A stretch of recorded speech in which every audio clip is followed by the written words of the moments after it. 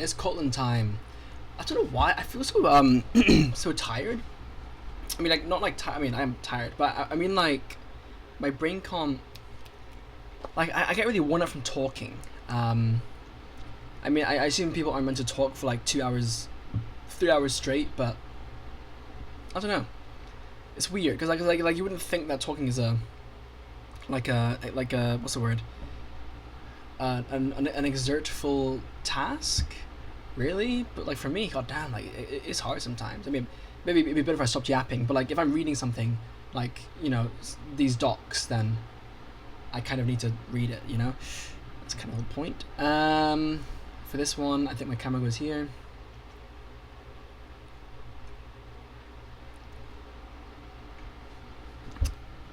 Right. So.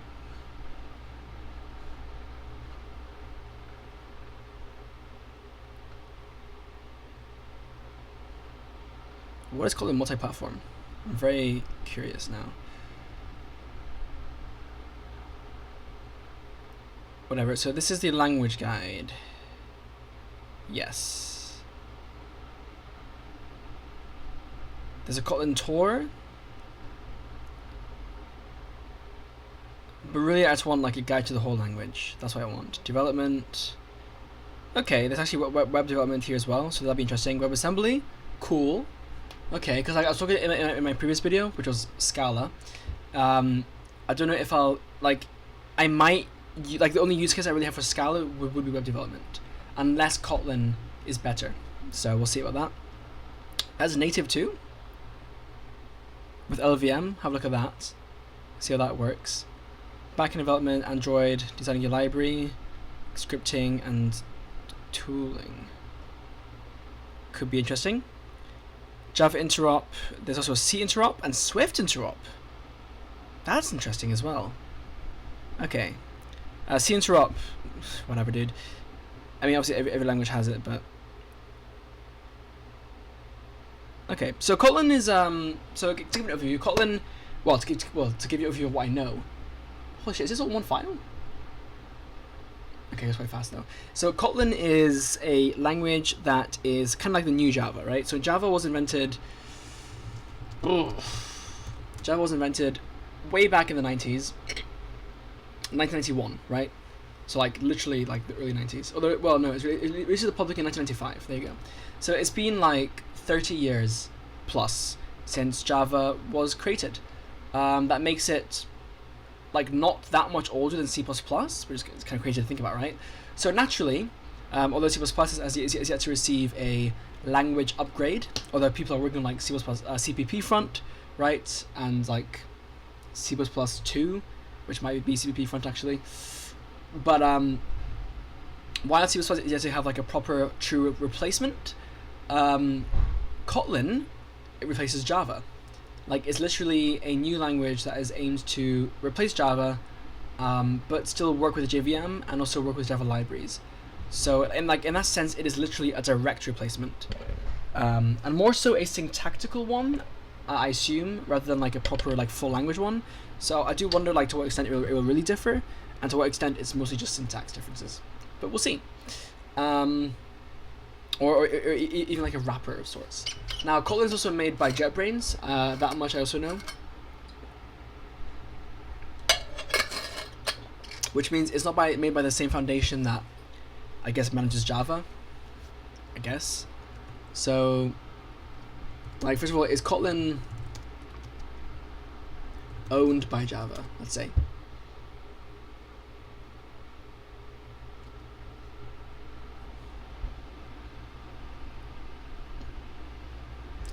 Yeah, I don't know. Like, whoever owns it, point is, it is a direct replacement. So let's have a look. I've never used Kotlin before. I've barely looked at Kotlin. I've learned Java in my university course, so I've done that much, but I haven't looked into Kotlin. So I'm somewhat familiar with Java, but not familiar with Kotlin whatsoever. And I've also looked at some Scala, but I haven't used Scala myself. Before that, though, I didn't mean to do this. So let me just sign into GitHub first, without leaking all my details.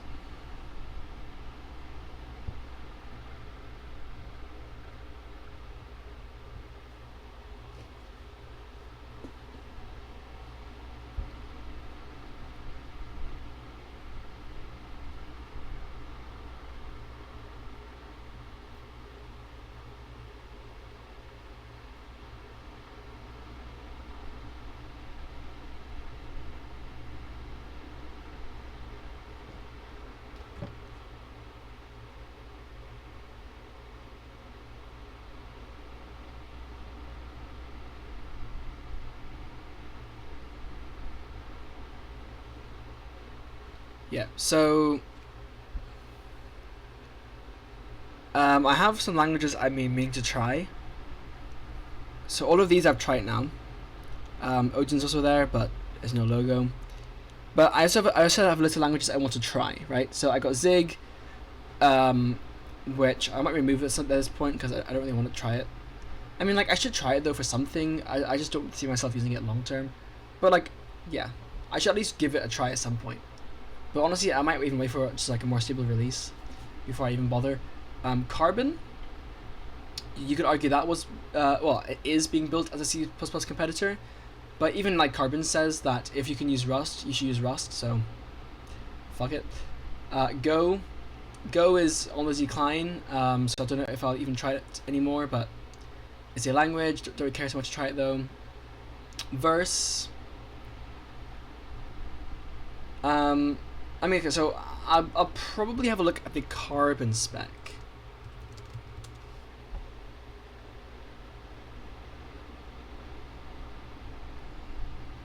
But it really depends on how much it does differently than C++. Like, obviously the syntax is different, but aside from that, I don't know. I mean, you know, like, obviously, you know, any syntactical improvement of C++ is still an improvement, but like thinking about what else it might do.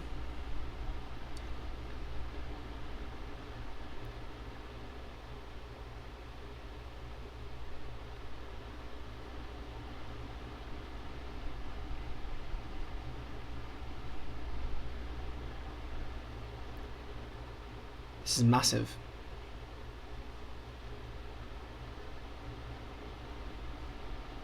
Spec.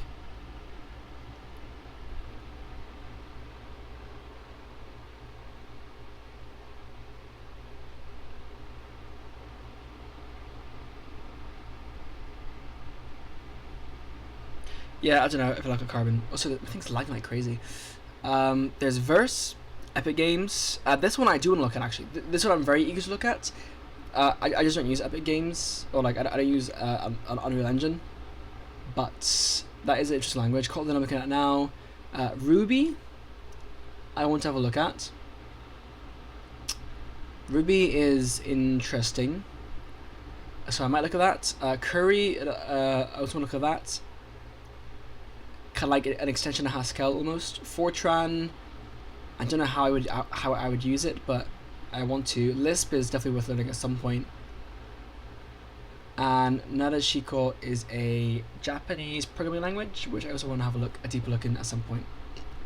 But today's Kotlin, and really like if I was to rank these, it goes Kotlin, Ruby, Lisp, Curry, and Nadeshiko. Fortran, Verse, Go, and Carbon and Zig I don't care so much about. I mean, Verse I do care about, but because it is specifically for Unreal Engine, I don't know how much I'll look at it. But I mean, like, it's worth looking at, like, at least checking it out, right? Especially because it's like it is replacing C++ for Unreal Engine, so to that end, it is somewhat of a C++ alternative, and so I think it might be interesting. But anyway, oh, also Swift. I need to add Swift to that list now. Although I mean I'm guaranteed to use Swift later this year anyway for university, but let's just get a move on. So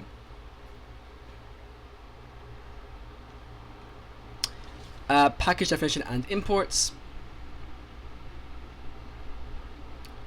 So package my demo, import Kotlin text. Right, looks a lot like Scala in that sense. Nothing crazy there. Program entry point. So it is a main function. So it's as fun as the keyword for functions. Print line hello world. Okay, we are not using semicolons. I know that, but we are using braces for scope, and we are using parentheses for function calls. So like it's still like very much C-like syntax or Java-like syntax. It's just with some things different, like no semicolons. What does this do? I can just run it. Cool. Handy. Another form of main accepts a variable number of string arguments, so we define it. Print to the sound output. Wait, can I edit this? I can. Interesting. Good, so I get hands-on. Print sound output. Print prints its argument to sound output, so it's just in line. Print line, prints arguments to a thing, and it does accept overloading. So I believe Java does not have overloading. It seems like Kotlin does, which is kind of awesome that they've actually gone back on that. I guess this is implicit, right? That's cool, actually. That's a cool code editing feature, or like code embedded runner feature. That the plus hides the implicit code. That's pretty cool. Read from input, the readline function reads from the input. Yeah. This one doesn't show it though. So print line, enter any word. Read line. Functions. Interesting.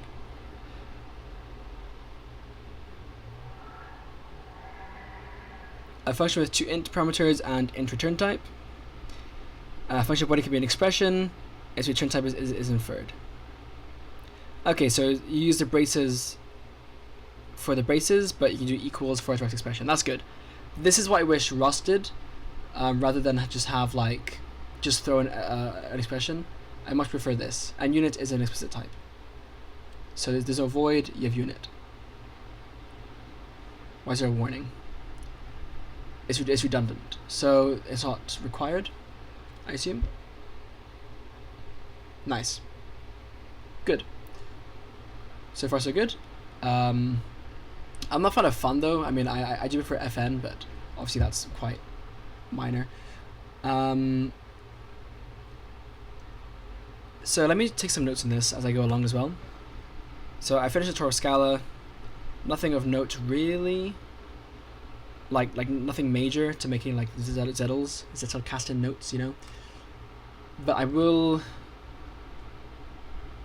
Kotlin language guide.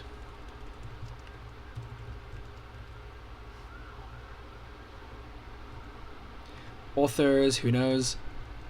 Is it JetBrains? I don't even know actually.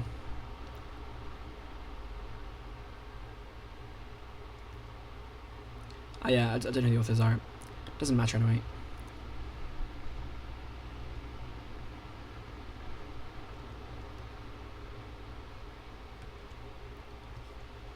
Put the link there.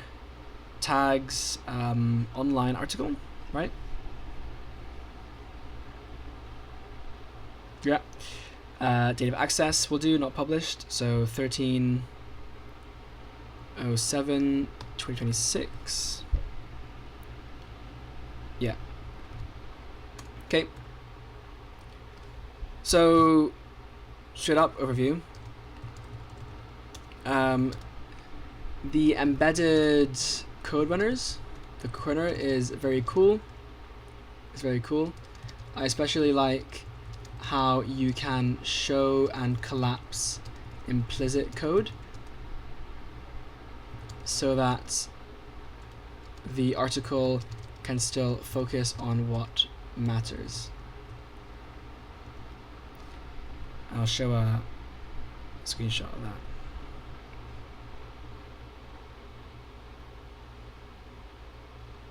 And there's also just the Kotlin playground, which is also kind of cool.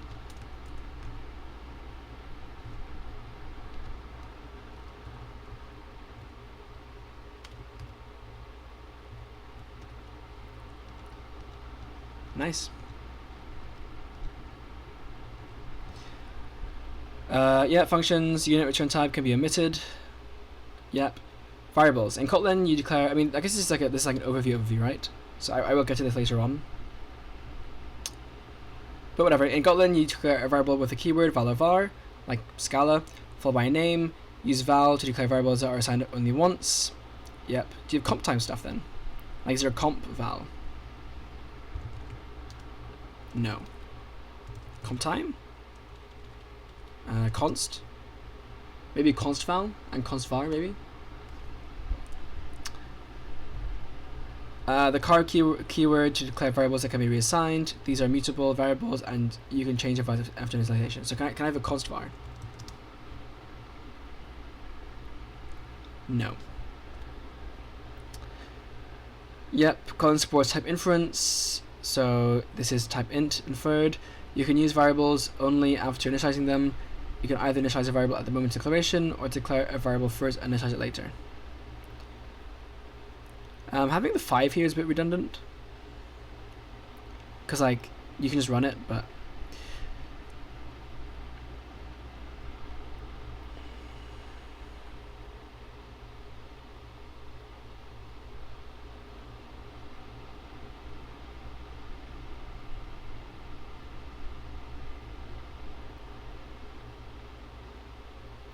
you must initialize a variable to use it, so no undefined behavior there.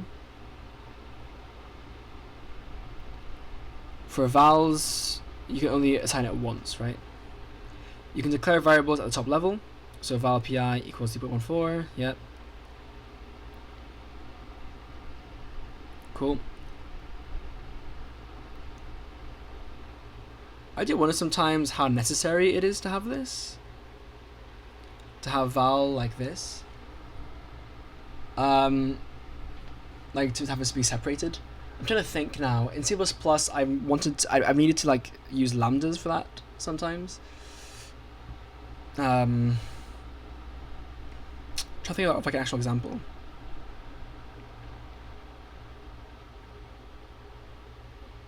Like for a const variable. Probably just like defining variables, to be fair. I don't know. Anyway, you can take variables at the top level. Classes and instances, whether you can have a class rectangle. Parameters are here, which is interesting. But it can be put in both. So like, I wonder why you would put it in both. The default constructors is only for the declaration. Okay, so then this becomes the default constructor, which is pretty cool, I guess. Right? I could steal this.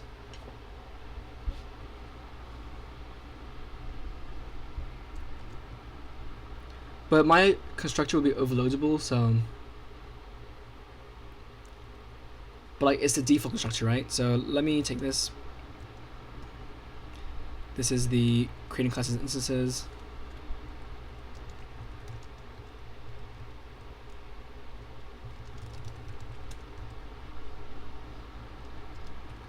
Kotlin.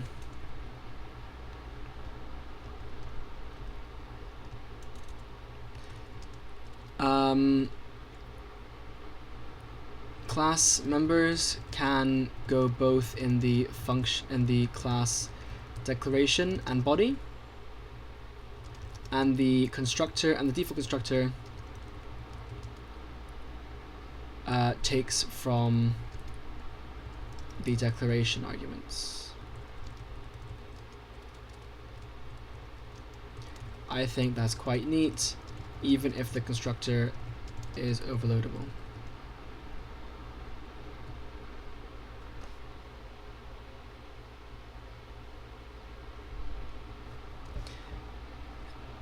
Yep. Inheritance between classes uses a colon. Ooh, shape with a function call. That's interesting. And our final by default. To make a class inheritable, mark it as open. Oh, so yeah, you have to make it open. That is also interesting. But we'll see that later. Comments, just like model languages. Yep. Yep. String templates. Simple name and templates. Arbitrary expression in templates. If only the syntax highlighter picks that up, but it is what it is, I guess. Does mine pick it up, I wonder? I don't know why they don't. Like, is it just too difficult to put into the grammar? No, it works here. That's cool. So I don't know why it doesn't work on the official website. It's a bit silly. Conditional expressions. Actually, is there dark mode?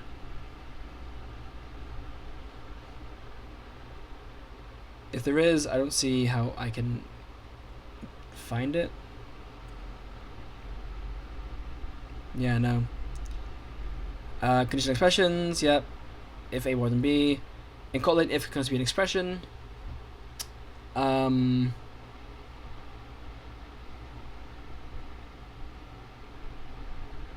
I don't know how I'm going to do how I'm doing if expressions yet, but yeah, I don't know. I guess probably just same as statements, because I don't use the brackets anyway. For loop, just a normal loop, nothing special about it then, or at least in terms of its interface.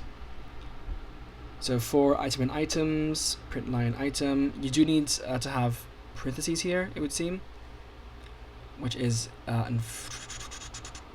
can be good or bad, I guess, or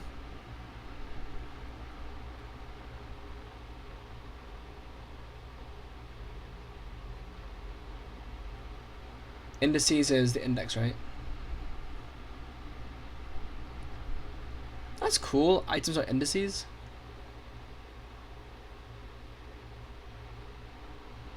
Well, not really actually, because I have 0, 2, and then like items dot size or something, but it's interesting.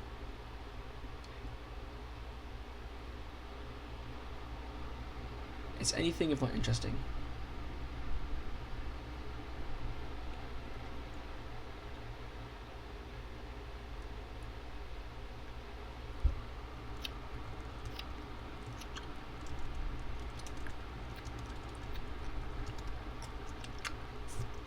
While loop.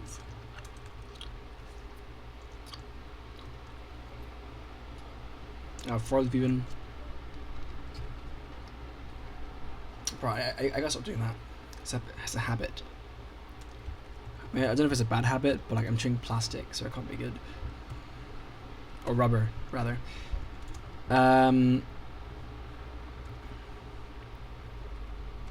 Items.indices is interesting, although you can get away with just doing 0 dot dot items dot size or 0 2 items.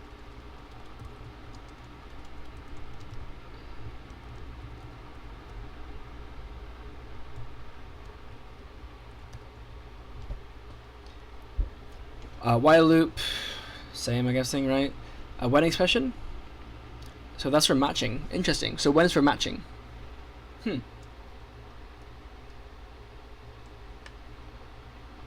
So when object is 1, hello is long. Wait, wait, this language has an is keyword,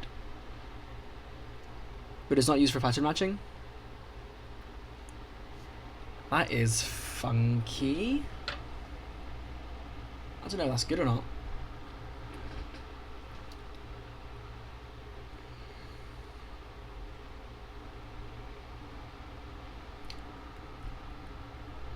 I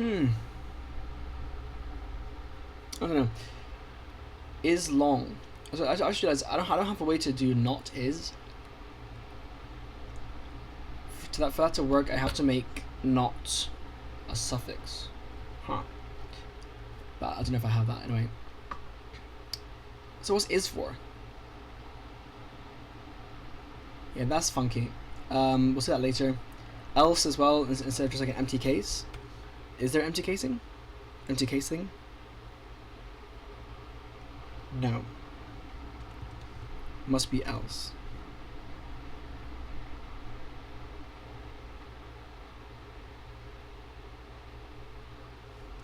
Does it work though?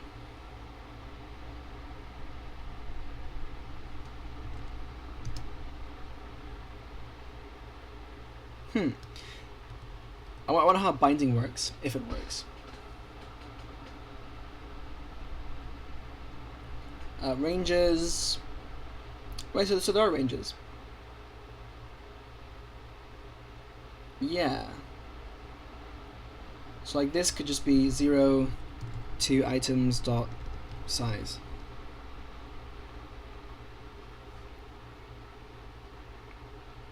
-1, I guess.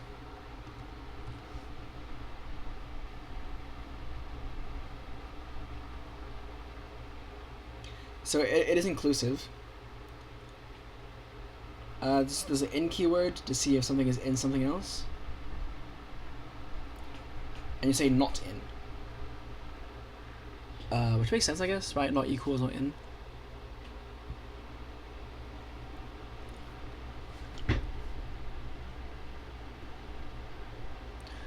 One, two, three, four, five. Yeah. So how do I do exclusive? Oh right, you can have a step keyword.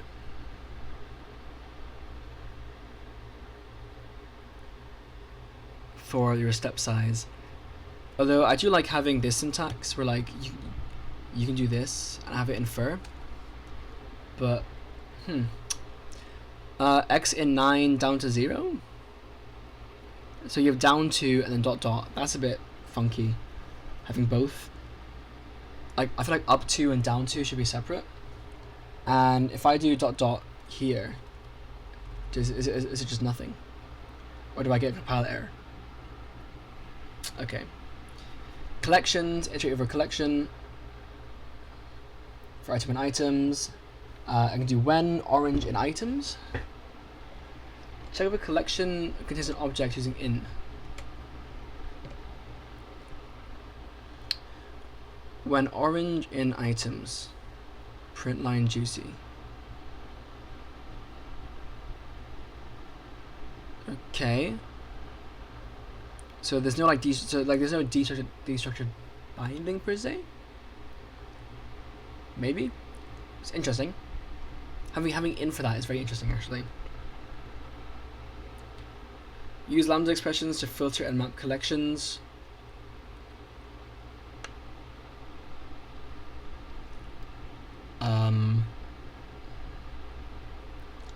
Are these lambdas then? They look like blocks. What's up with that? And what's it? Oh, it is the placeholder syntax. It's a special keyword.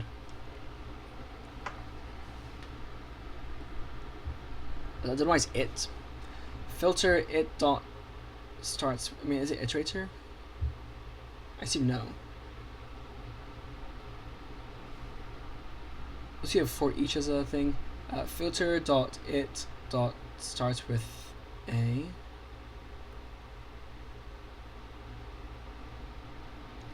Okay. Nullable values and null checks. A reference must be explicitly marked as a nullable when null value is possible. Nullable type names have question mark at the end, for example, a question mark. Okay. Return null if string does not hold an integer. So it's like optional types, but with null. Makes sense? I mean, for a language that has null, use a function returning null value. Function print product, arg1, arg2. X is not equal null and y is equal null.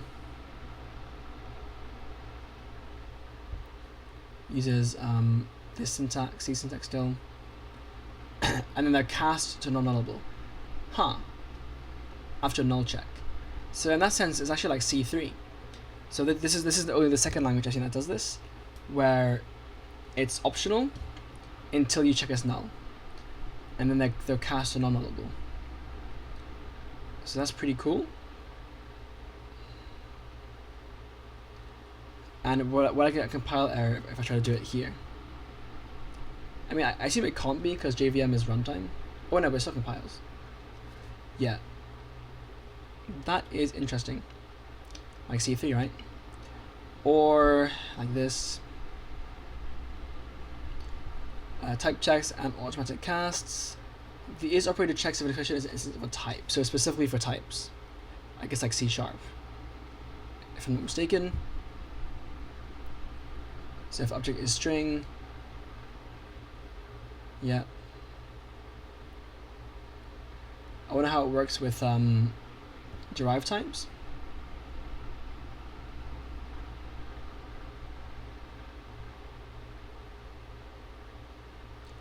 This will cast it.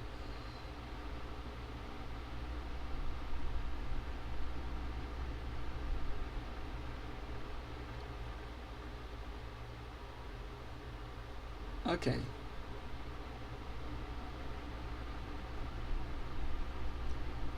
That is interesting. I should also allow this.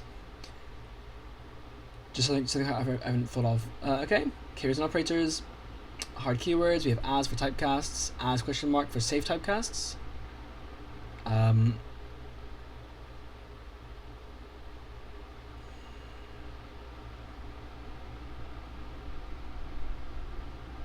Yeah, that comes up later. Break, class, continue, do, for do while, else, false, for, fun, if, in. Not in it is a special operator. Okay.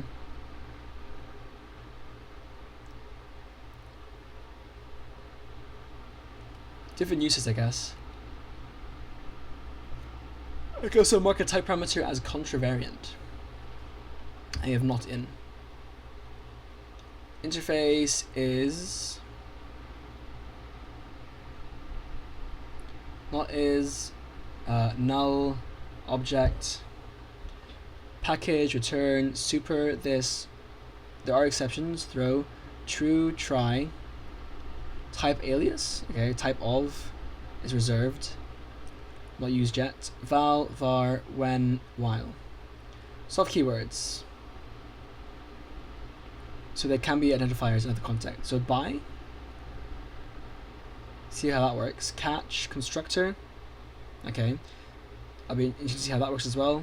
Delegate. Annotation, use type target. We'll see how that works. Dynamic. I wonder how that will work.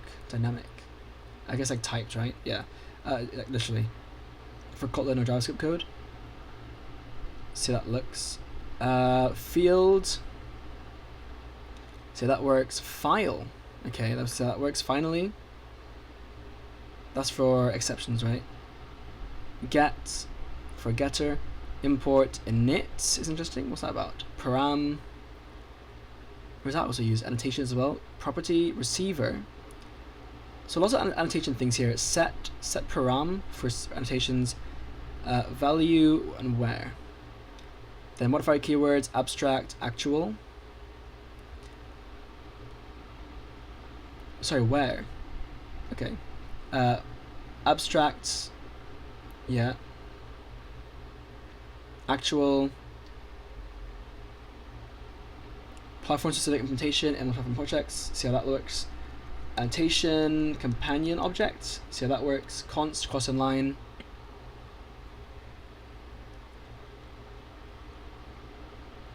Forbids non-local returns in a lambda pass inline function. See how that works. Data. Generate canonical members for a class. Like if it's like an order, I guess. Enum. Expect. See how that works as well. External. For imports like what? JavaScript. Final. Yeah. Infix. Okay, that's a keyword. Inline. For functions. Interesting. Inline. Inner.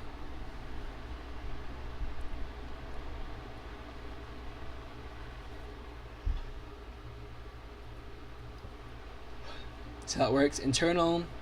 What's the keywords here? Late init. See how that works. No inline. Open. Operator. So you can override operators like that. Out. Marks type parameter as covariant. See how that works. Override. Private, protected, public. Reified. A lot of inline functions. Very, very strange. Sealed. Suspend. Tail recursion. Var arg. Var arg. Okay. Special identifiers, fields, and it. And then special symbols, you have these symbols, equals, all these things. There is plus, plus, minus, minus. I don't know if Java even has plus, plus, minus, minus. Maybe it does for like for loops. It does. And or not.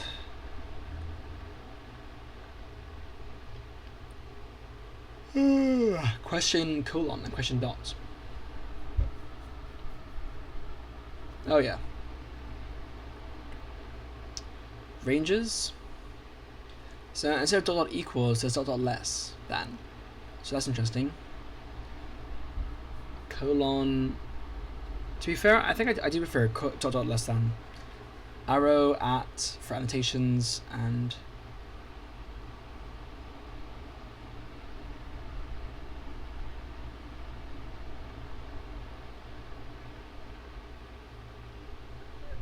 There's lambda here. What does it do again? Refer to its parameter implicitly. So then what does underscore do? Oh, it's an unused parameter. And destructuring. Okay. Packages and imports.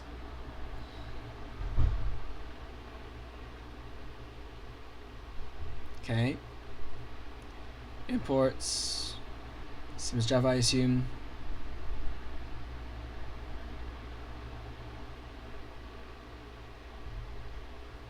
You can import non-classes though, unlike Java, I believe. Even constants for like enums. By default, all of these are imported. Makes sense.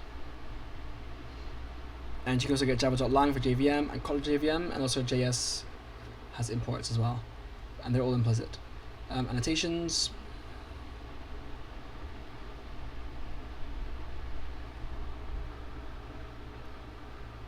I mean, annotations to me have always seemed like a macro system, basically. At target, at retention, at repeatable, at must be documented.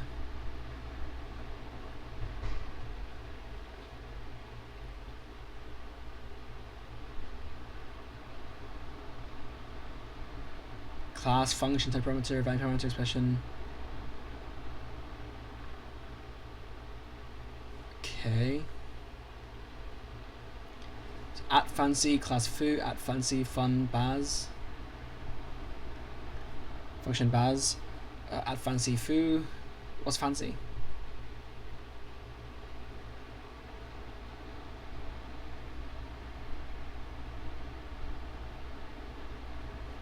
You need an explicit constructor keyword if you want to have this in front of it. It's kind of smell.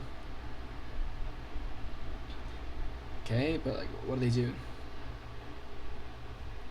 They have constructors.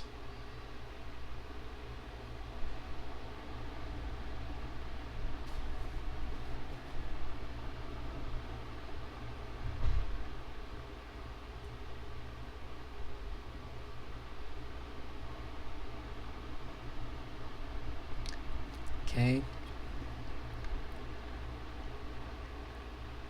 There are lambdas.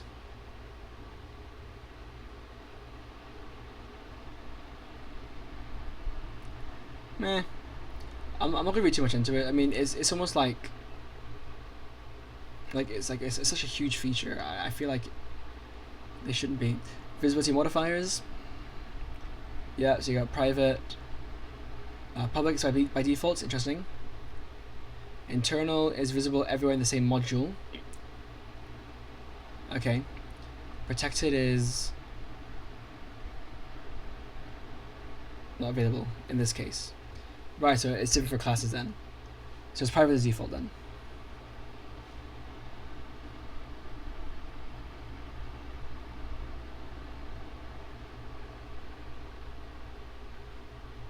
Okay, I guess there's no default.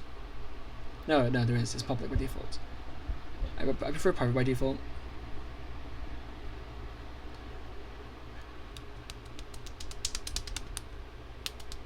Private constructor. Yeah, the fact that you have to like make it private, I don't know if I like that. Maybe not then.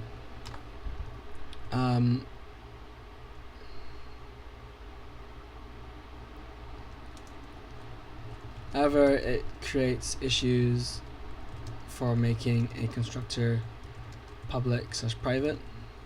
Not really though, because like why would you make it like if you want it to be private, then you just don't have a constructor arguments. Yeah, I don't know. Modules, okay. Conventions. So moving on from basic syntax. Configure style in IDE.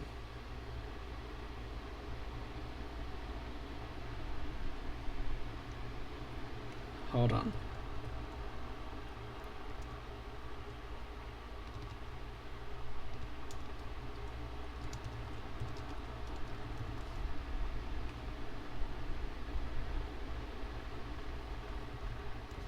Okay.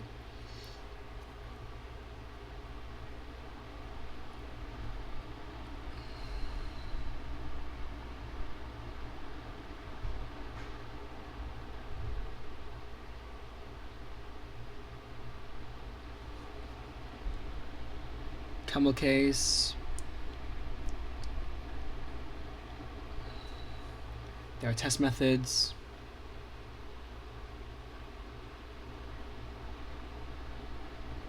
Huh.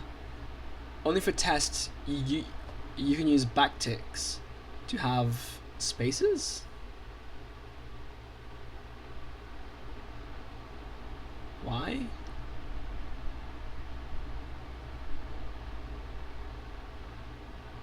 Why?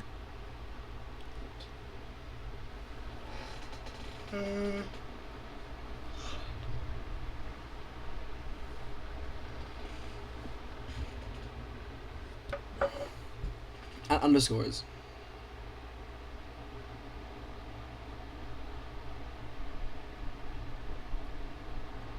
I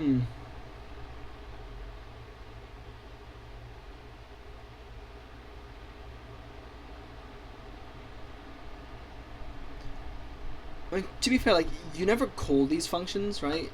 Like, you never call this, it just runs it. But it's just kind of weird. Having underscores...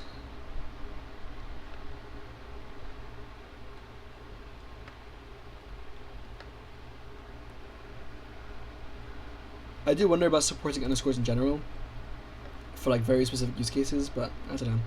I'll see. I'll address that when I come to it. Property names. Okay, so constants have to be shouting case or screaming case, which I'm not a fan of. I don't think it's necessary. Wait, there's const val, but no const var.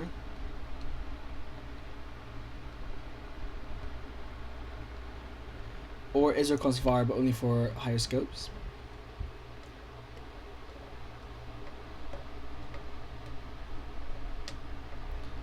References go like this. Okay. I mean, it's the same as my language. Just that types conventionally use uppercase, whereas functions and variables don't. If a class has two properties which are conceptually the same, but one is part of public API, use an underscore as a prefix for the name. Like this. Yeah. So getters and setters syntax will be interesting for sure.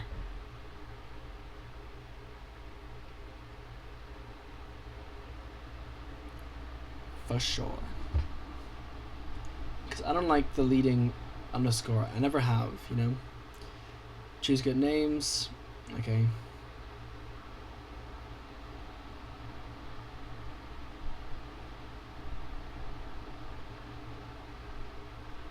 But spaces are on binary operators, but not for ranges.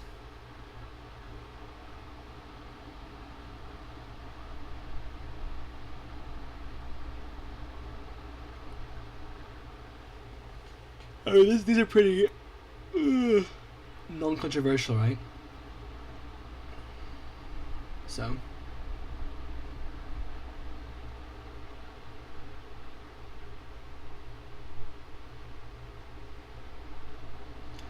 Oh, anyway, this is long.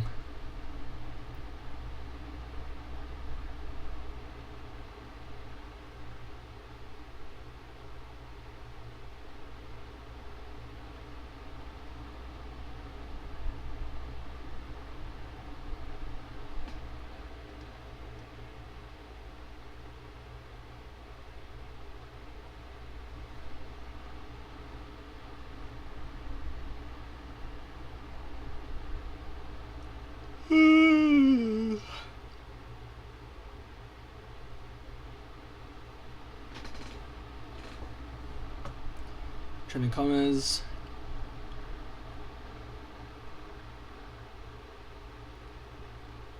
Enums are capitalized. Not a fan of that.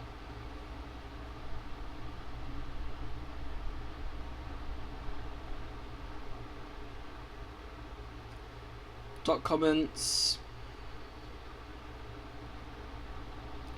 Avoid redundant constructs. No semicolons. It's weird that it supports it then, but print line. Yeah, so this one too, I was wondering, like, do I always use curly braces or do I not? I was kind of debating that. But I guess you shouldn't if you don't have to, right? I don't know.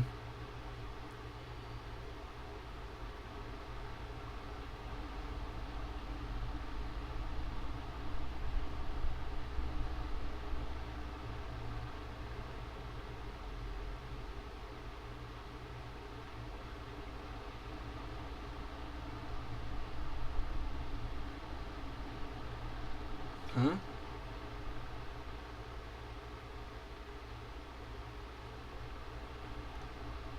I guess this will come up later. It's kind of goofy.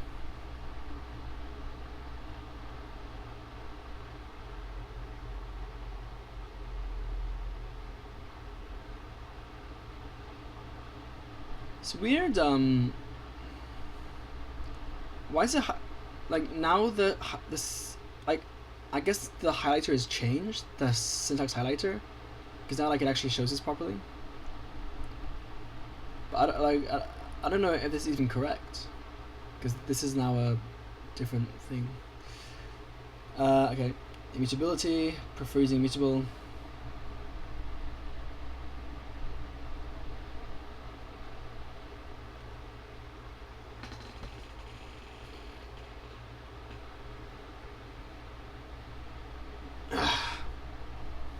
Default parameter values.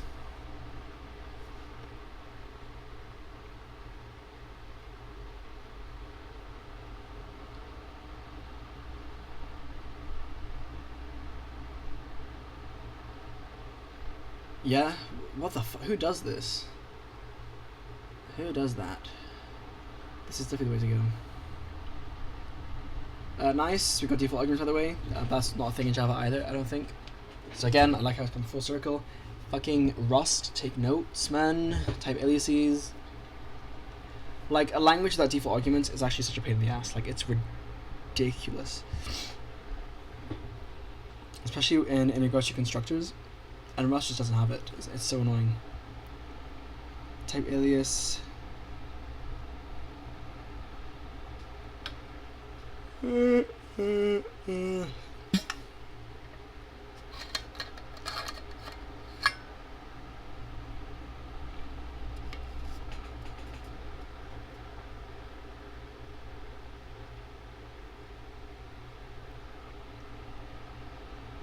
Prefer exceptions where possible, expressions where possible.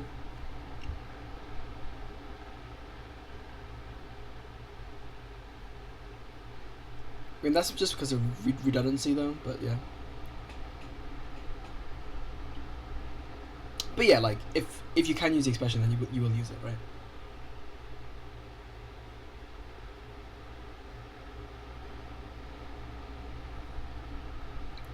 This just tickles me because it's like, why even have when? I've solved this problem by making everything, well, by having the is operator, and then if statements can also do pattern matching.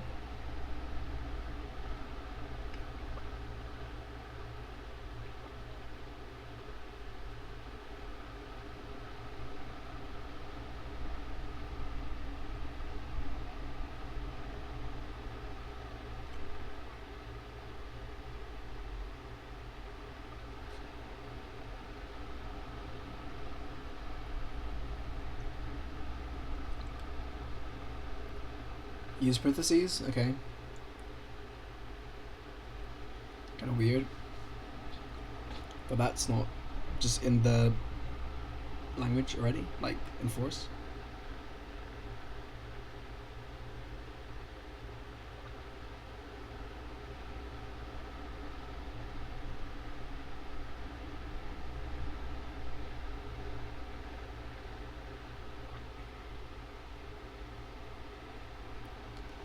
A nullable boolean. When would a boolean be nullable? That's kind of funky. Like an option bool. I've never seen that. But yeah, you would have to do this, I guess.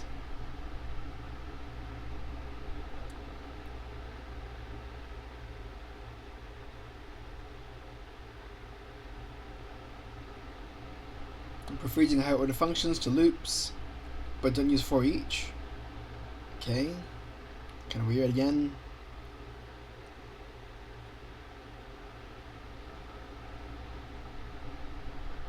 But there's a cost.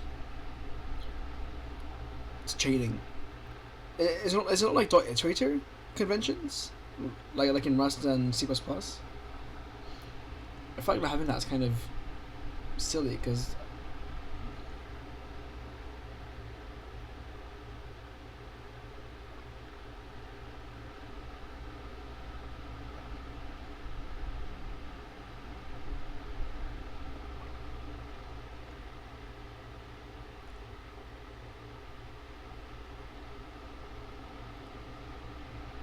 Yeah.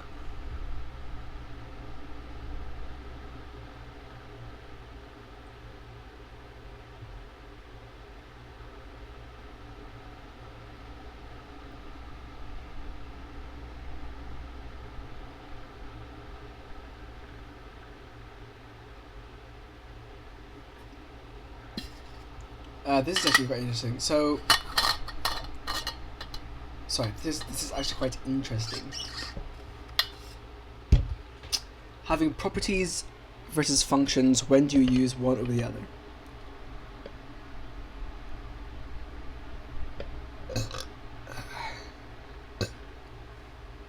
Prefer property if the function does not throw.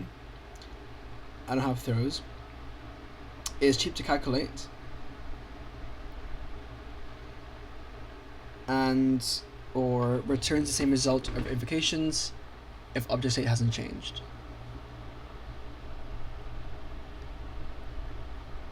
Yeah. I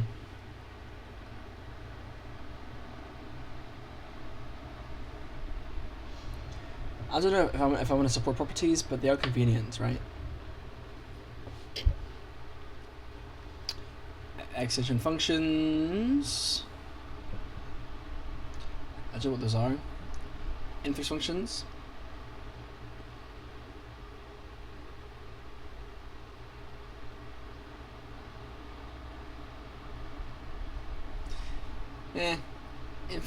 Infix functions are like not a big deal really, honestly. Like they're good for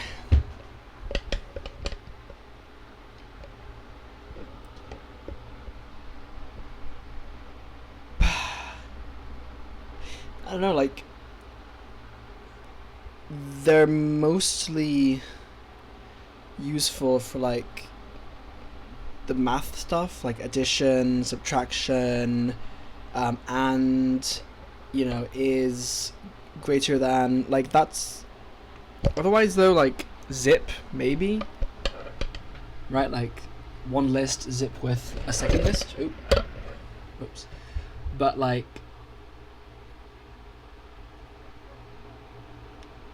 yeah, like zip is what I think of. Concatenation as well.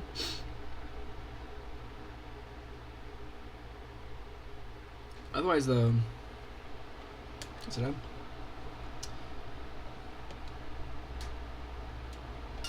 Yeah, zipping is interesting. Factory functions. If you declare factory functions for a class, avoid giving it the same name as the class itself. Prefer using a distinct name, making it clear. Okay. Platform types.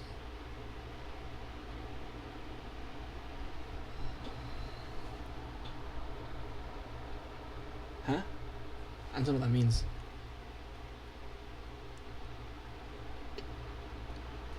So find out. Libraries. Okay. Idioms. DTOs, also known as Pojos and Pocos.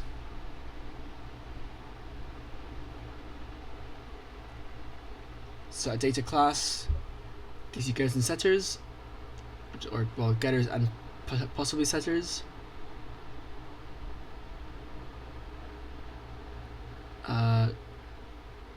Equals hash code to string, copy, component, component 2.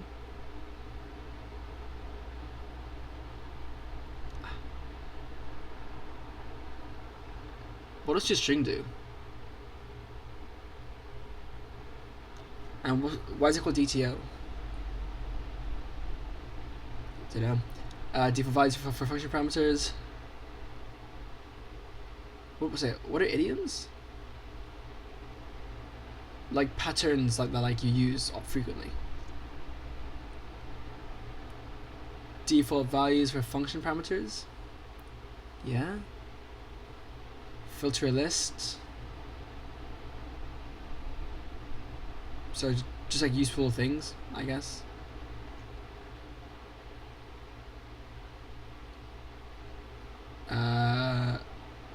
Okay.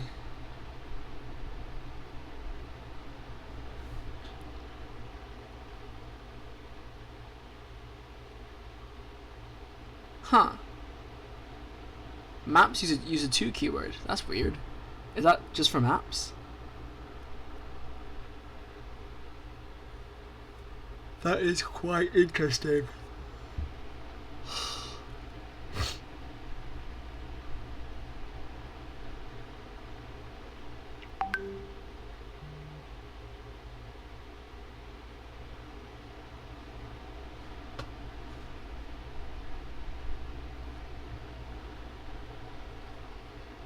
Over a range.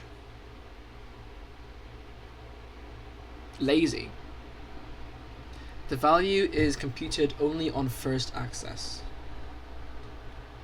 Having opt-in laziness is interesting. Does that work in compiled languages? Like, real question.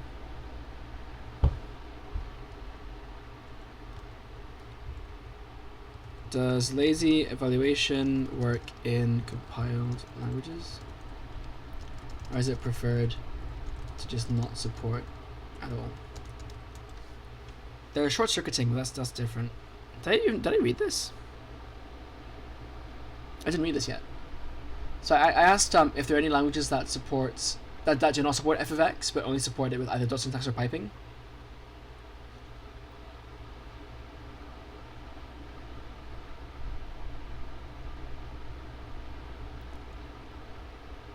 Small tolt. What? Ruby.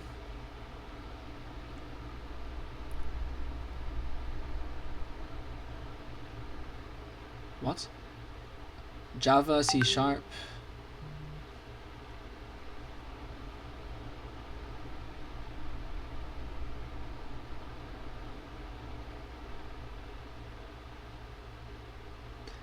Oh yeah. And I actually never thought about that. In Java and C#, it is, but like you still have static methods, so Alexa uses piping, is more idiomatic. Have a look at that. And fourth, postfix only.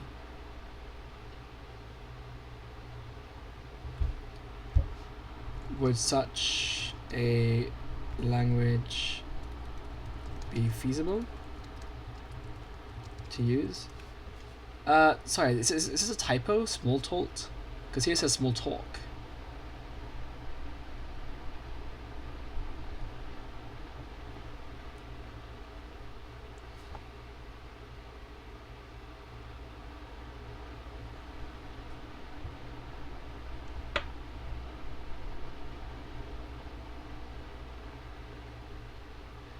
Add XY. Yeah.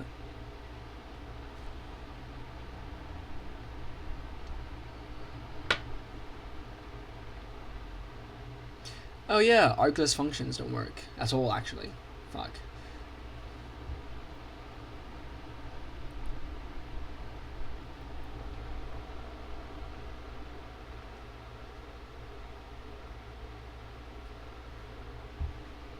Okay, anyway.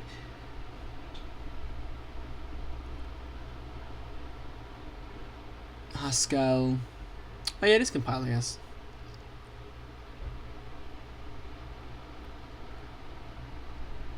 Performance. Monads. Entertainment, apparently. Complexity.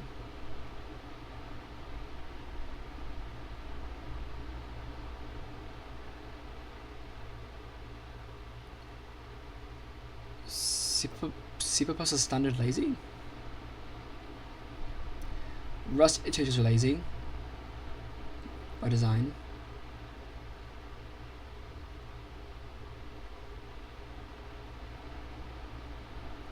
And the Zig comp time is deferred as well. Okay. Interesting.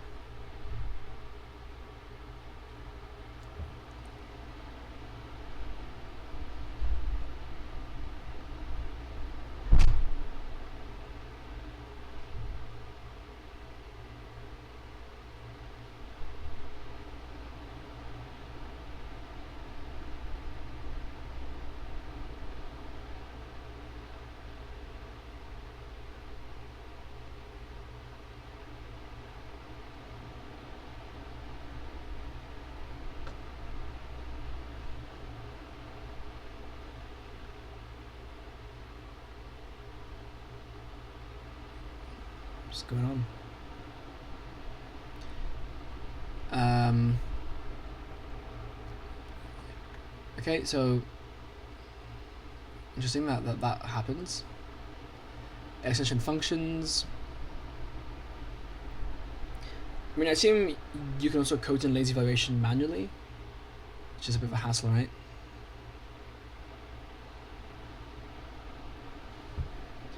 Space to camel case. Huh. This lets you extend it externally. That is interesting. Yeah, that's interesting. Because then here,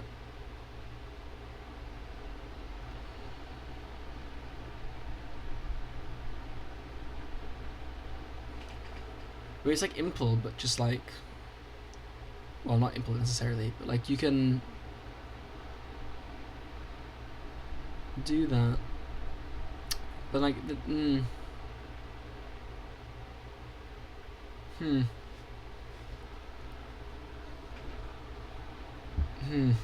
But like, why would you not do this for like for everything? More or less, create a singleton. Same as Scala. Use inline value classes for type safe values.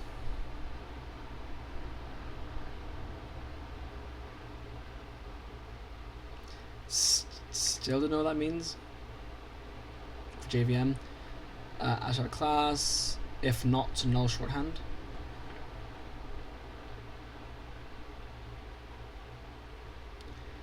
Yeah, so this isn't even like early return. It's just do this if.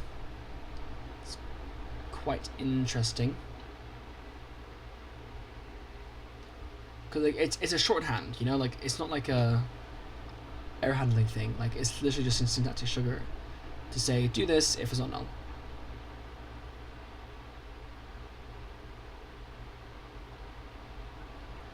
I don't know how useful it is though. If not null, else shorthand.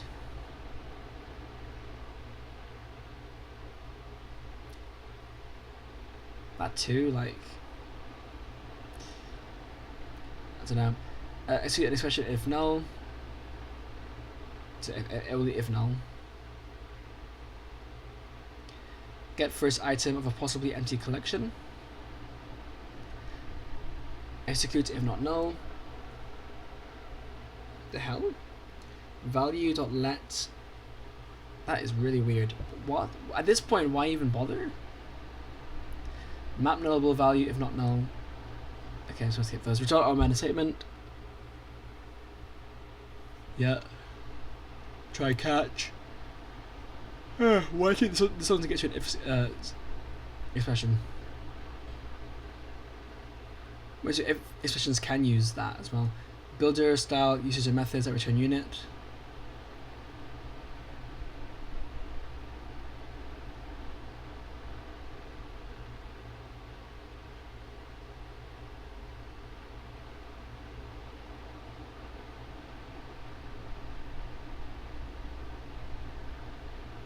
Huh? I don't see it. Single expression functions.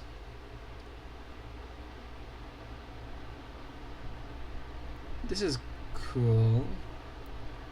You throw an exception, but still. Can call multiple methods on an object instance.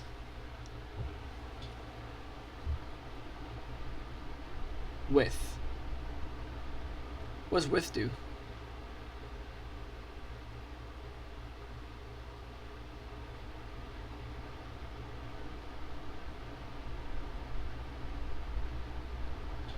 With my, so it's like saying like my children pen down, my children forward, my children turn, my children pen up. It's like saying that, right? But it's a with.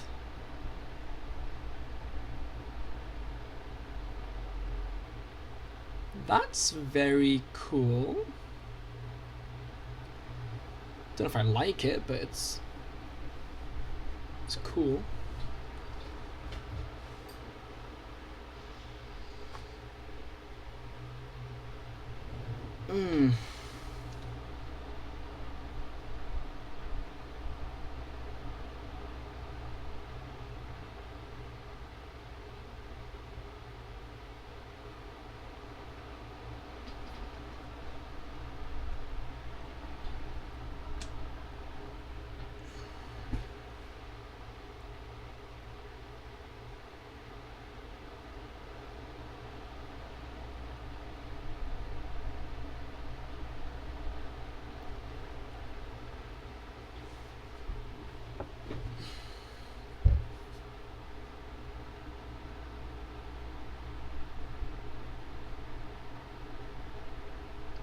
It's interesting. I don't know if I like it enough to like add it, but it is certainly interesting.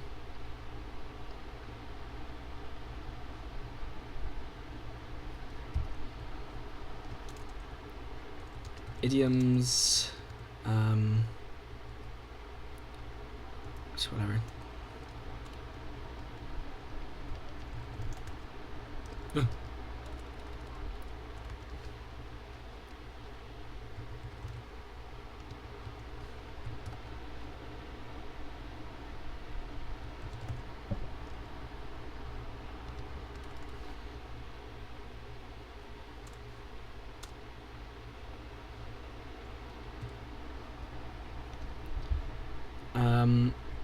The with syntax is interesting and does something that piping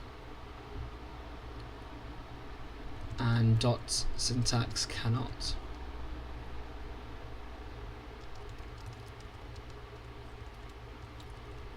How useful is it really though? I'm not so sure. Configure properties of an object. Apply.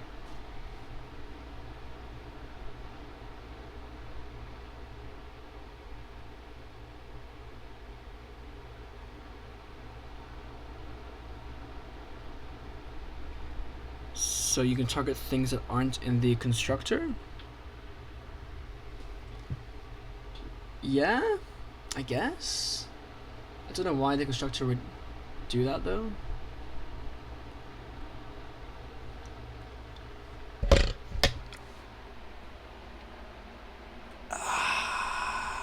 Like, I don't know, like obviously that means a design flaw, right, in the constructor.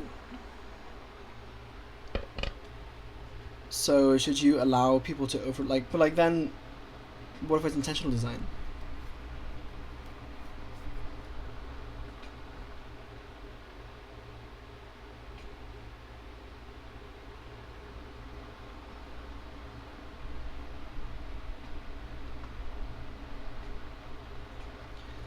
Java 7's try with resources,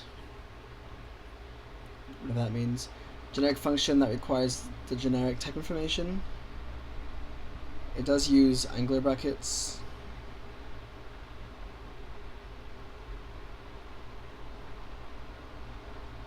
Swap two variables. What the fuck is this? A equals B dot also B equals A.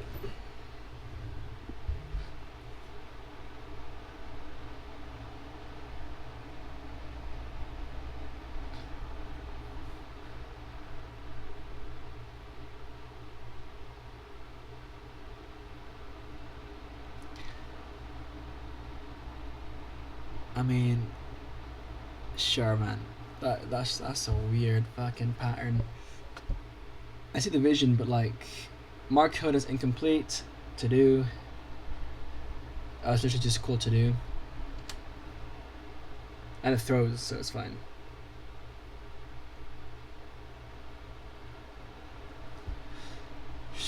Okay.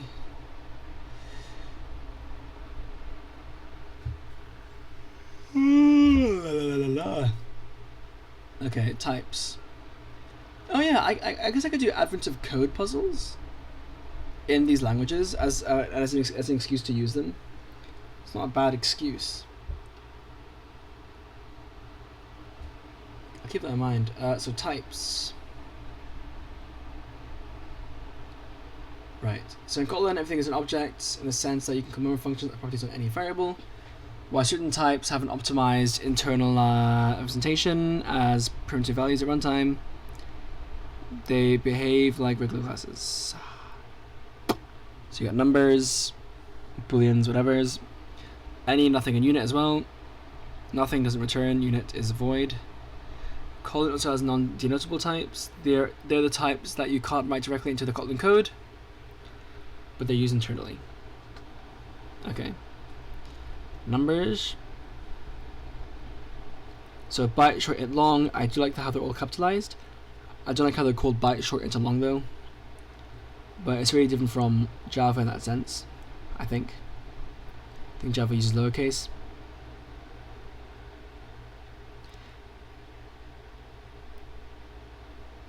Use int for whole numbers, use long for whole numbers outside int range, obviously. Use double for decimals, use flip when no precision is acceptable, use byte and short when required. Yeah, I think I saw something where it's like, fuck. I think I read something where it's literally more efficient to use integers sometimes, even though like you may think that like using the smallest possible data type isn't more efficient. Like low key, just using a U32 can actually be more efficient for certain operations, something like that. So like alignment things and like something along those lines. Like I wonder myself if it's worth having some kind of integer type that will automatically size at compile time, depending on like what's most optimal. I've been thinking about that. You know, like some kind of way to say I don't care what the size, like what the type of this is. I just care that it's an integer, right? And like implicitly figure it out, you know, of some sort. Like if I have like an age variable, but the thing is like you're gonna have limits anyway. Most of the time you have limits that should be defined. Like if I have an age variable, maybe I make it a U8 because I don't want age to exceed 255 or whatever. Kotlin provides 4 integer types with different sizes and value ranges.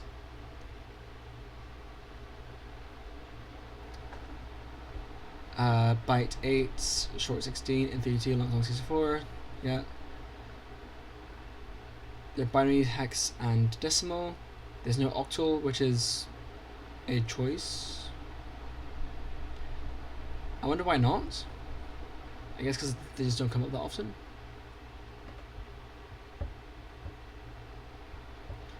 Underscores for readability, awesome. L for longs.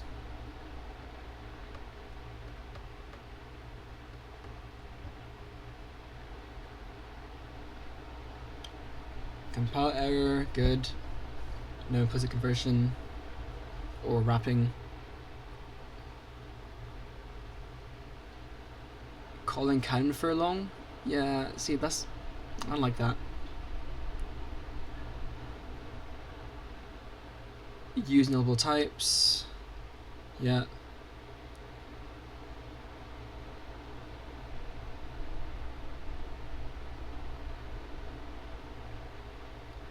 Float and double.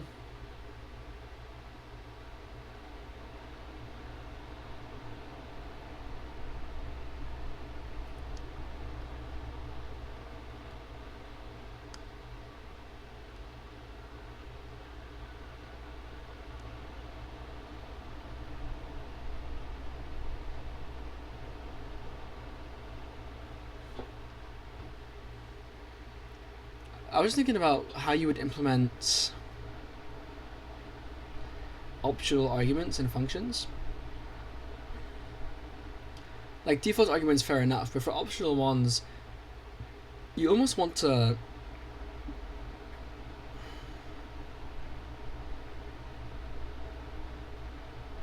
use like a maybe type. But then like it becomes tedious to insert them. And like they have to be like nothing by default, right?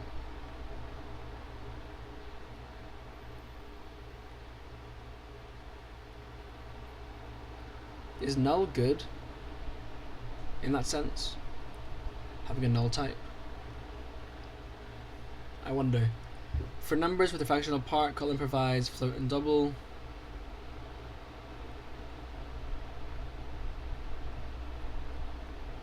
Yeah. Okay. So loaded. Dot to double. Sure. Type conversion.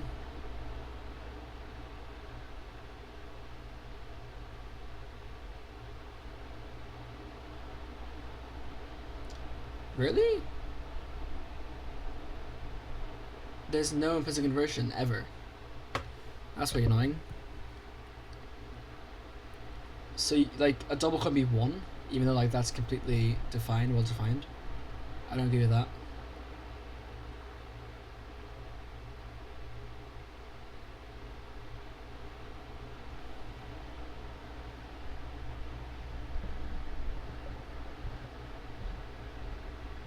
But you can for arithmetic? That's also really weird. Like why is that the exception?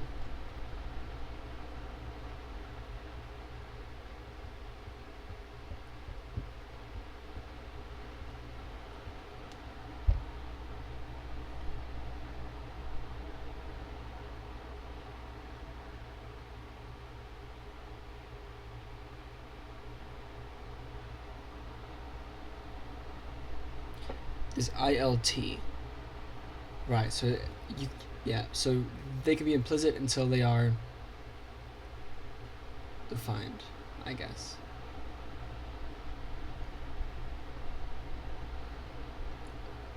I mean, they're either int or long, right?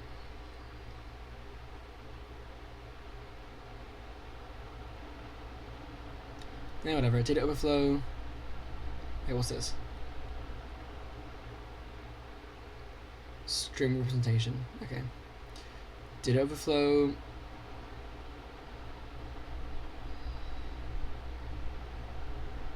It wraps. So no error, just wraps. Not great.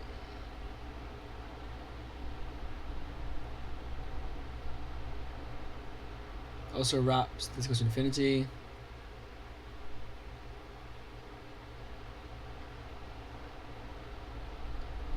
Bitwise operations for int and long. Only int and long? Why? It's a bit weird. Not short. Floating point comparison. It's always a painful point that I need to address at some point actually. Boxing.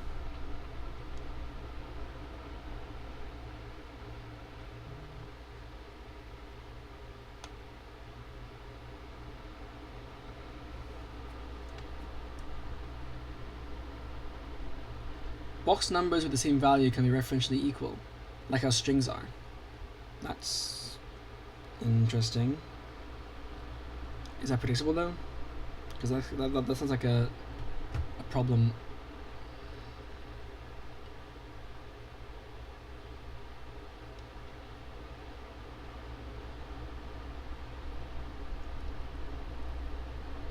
I mean, if you need to check referential equality anyway, you probably don't care. Like, at that point, you're getting quite low level. So you're probably fine to just accept that.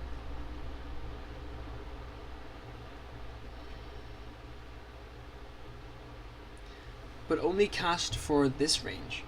I guess it's like they're super common. Sure, bro.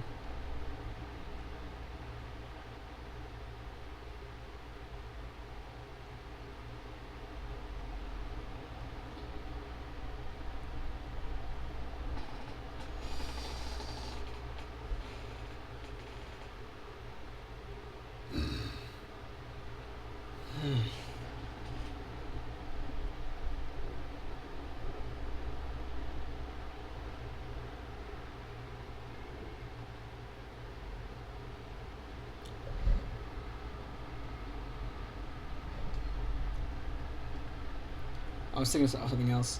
So you by uint, okay.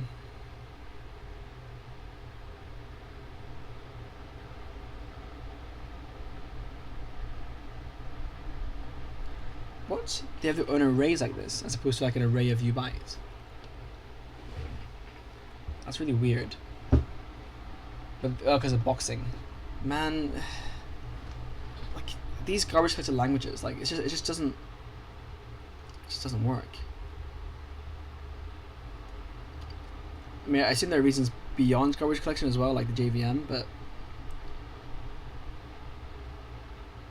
ai unsigned integers literals.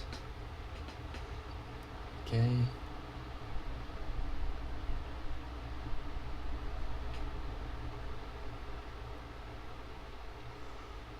Non-goals.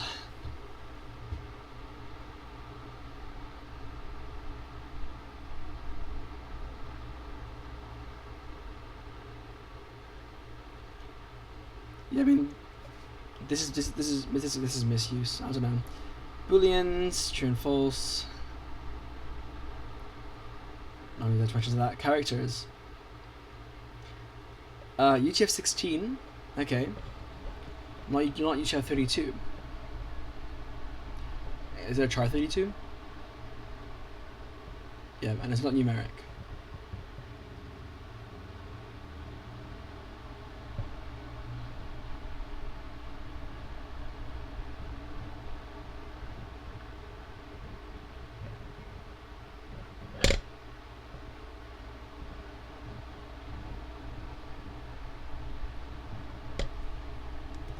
Kotlin char 32.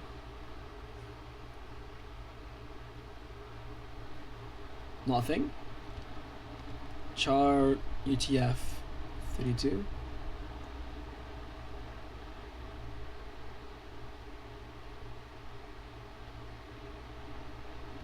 Is it a type?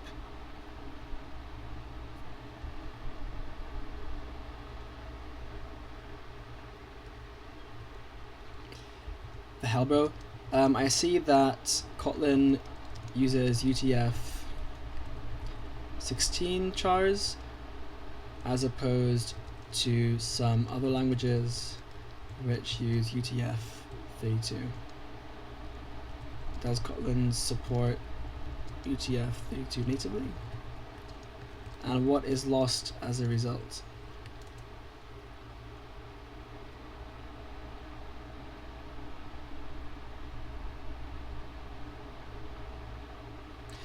There's no native UTF-32. It's weird. Yeah, so also CGK stuff. Oh, they use two chars.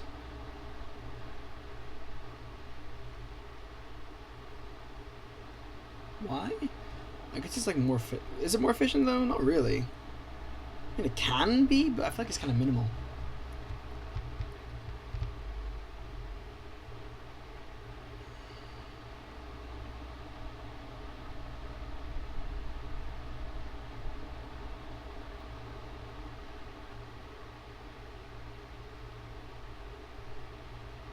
High memory used for ASCII heavy text.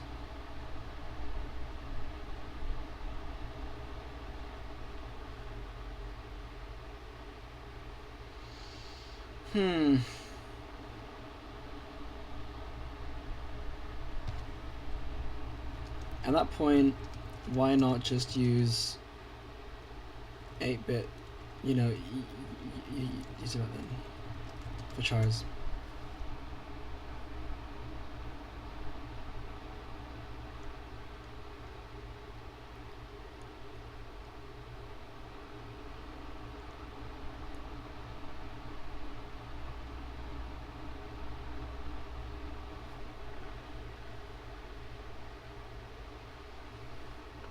Right, so Unicode used to fit in 16 bits. So 32 is more of a, so it's more of a historical thing.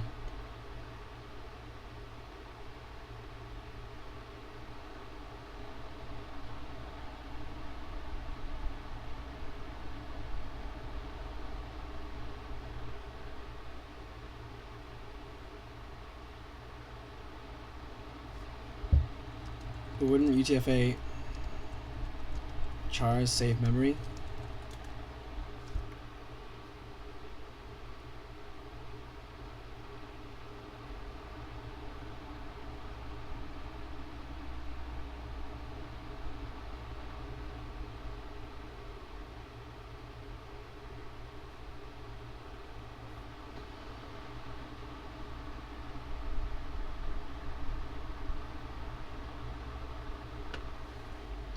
So how can Kotlin support emojis in chars? Emoji, fucking hell. So you just can't. So yeah, you have to use strings in that case. Or like it's an array? That's so weird. Okay.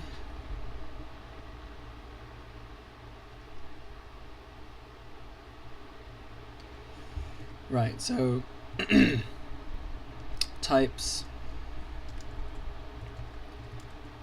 characters, Kotlin, like Java, uses UTF-16 for chars, for its char type, which means many symbols, emoji including emoji, are unrepresentable in a single char.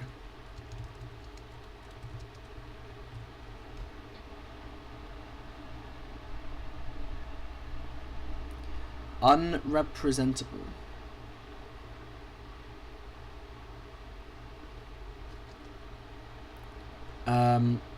This is for historical reasons, those, as UTF used to fit in 16 bits. Kotlin just copies what Java did, whereas newer languages like Rust have adapted to using UTF-32.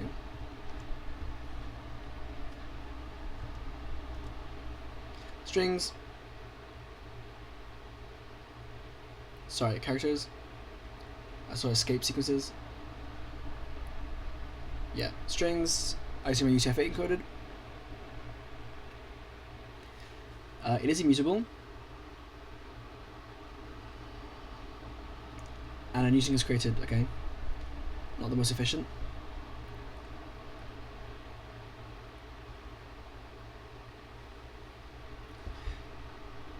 I wonder how string processing compares in languages, because like usually you wouldn't think to use like C++ for string processing, mostly because it's like it can be a real pain in the ass, and so people just use a scripting language.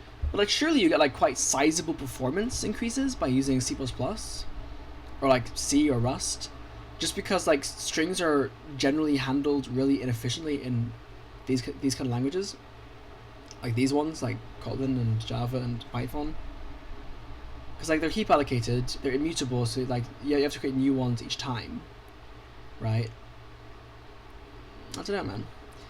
Typical string literals support escape sequences such as, yeah, define strings, templates.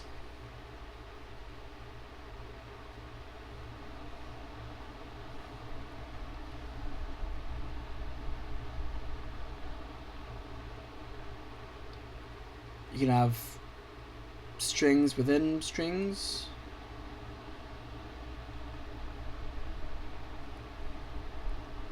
Null values need to have something alternative, I guess. The Elvis operator, because the hair. It's kind of funny. Do they have to? No, it just says null. Okay.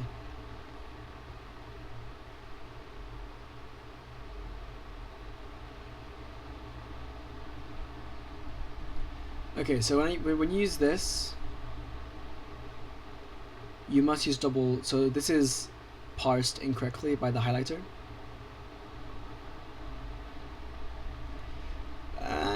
Yeah, okay. For me, I would just have it be just have escaping. So you just use backslash. That's fine. Basic string operations. Okay. How does this work? Because characters. Wait, what's the encoding? It didn't say. Substring.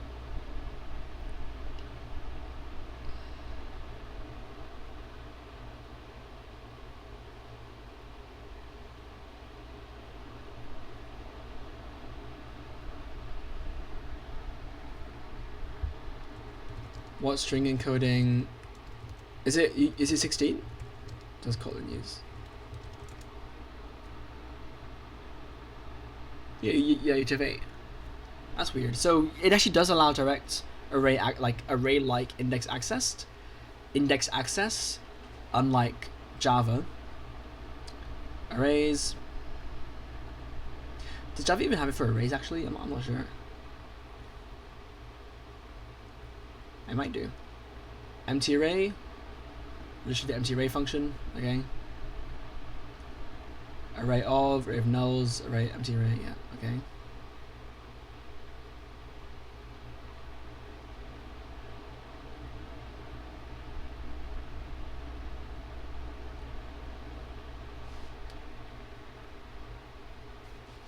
Array I times I.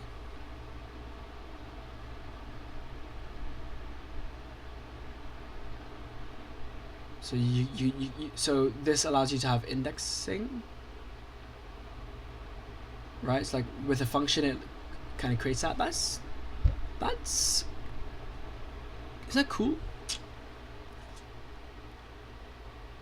I mean, how'd you do it otherwise? You'd have to manually construct an array and like feed it. This is quite convenient, yeah. That's pretty cool.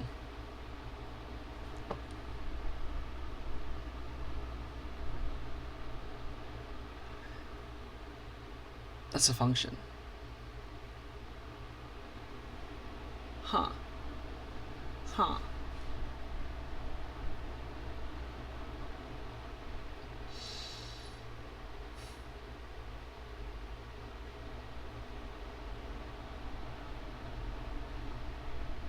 Yeah, in C++, I think you just have to do this manually. I don't think you can do this, so this is cool.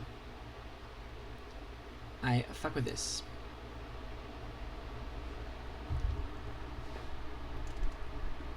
Arrays.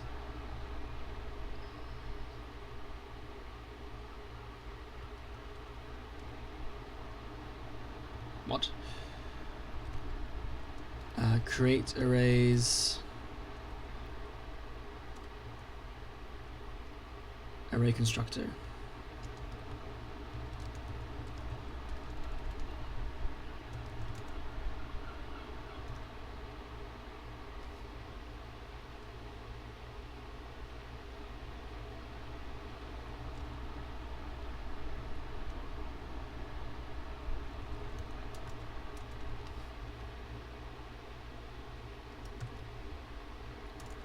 handy syntax for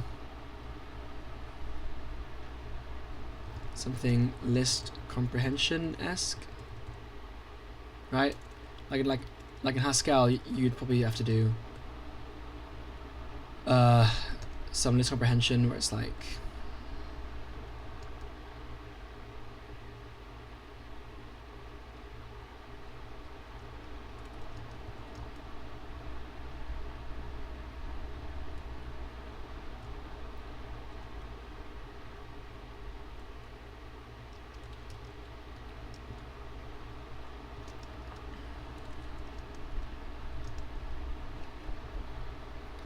something like that. Anyway, nested arrays.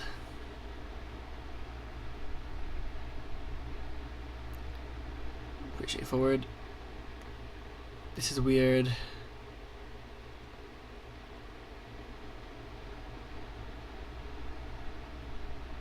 These are the factory functions. I know this language is var arg, so I'm curious to see how that works. You can access and modify. There's fill. Compare arrays. So you have to use content equals or content deep equals. You cannot use equality as just compare the actually, why not? Same objects, but I thought that's what the equals sign did. No, because this language has both, so that's weird. Transform arrays. Dot sum. Okay, sort and shuffle.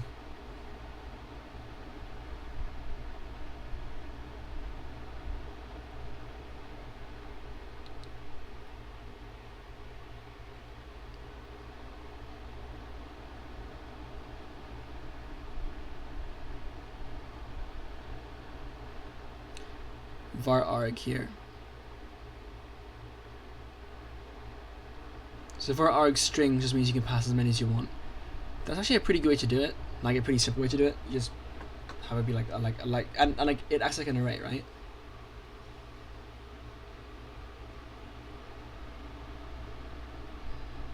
The spread operator.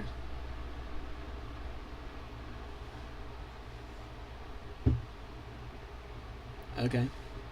Kind of funky. Convert to collections.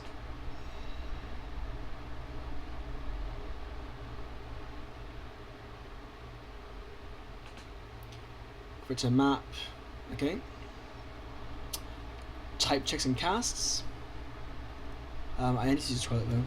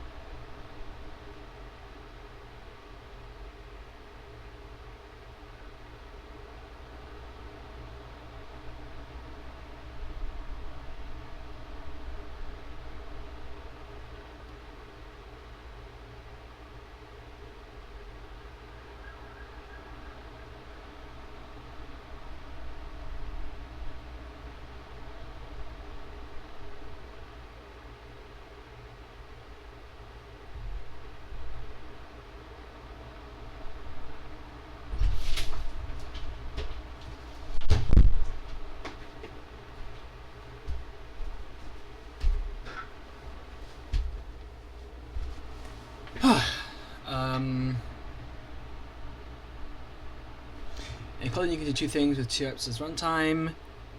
Check whether it is a specific type or convert to another type. So is, we already saw. And it can check a subtype, okay. Is there a strict is? No. Okay, interestingly. And then typecast with as, right?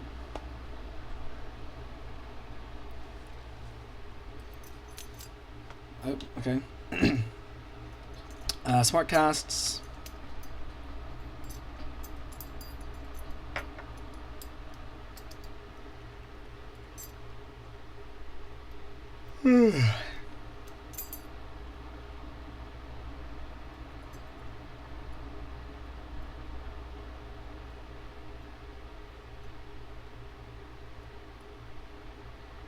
All right, for this kind of thing. Okay.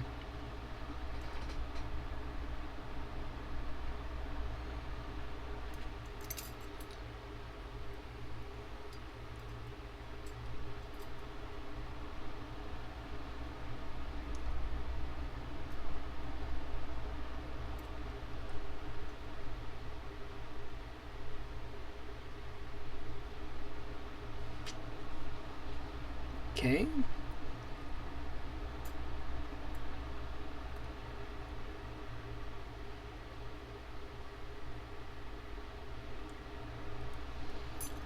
When data, which is any, is int, is string, it's into array, so it casts, yeah, okay. And for while loops, okay. Operators, don't really care about those. Intersection types, just like Scala, right?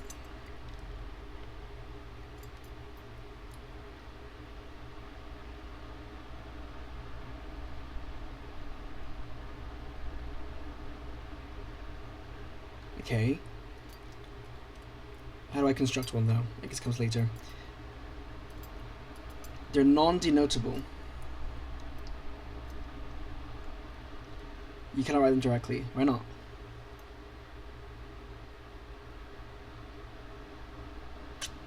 But they can be written like this? That's weird. I almost wonder if like Kotlin just takes advantage of the fact that Scala has it, and that's why it also looks like this. I don't know.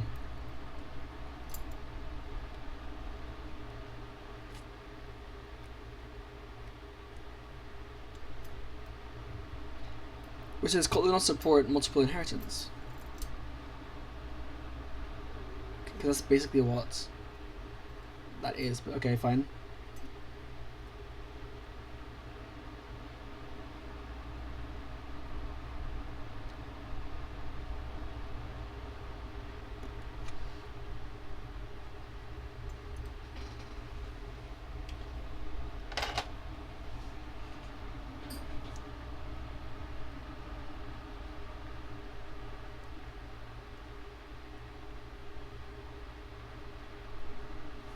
Very strange.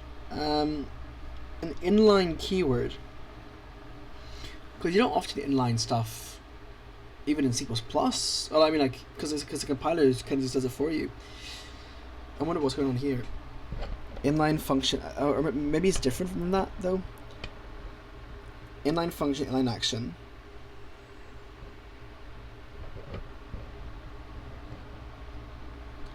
Takes a lambda and calls it.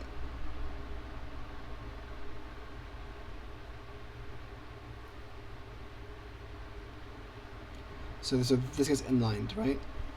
But like, surely the compiler can just do that automatically.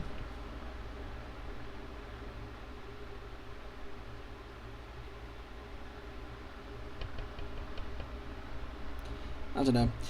Exception handling, smart case requisites.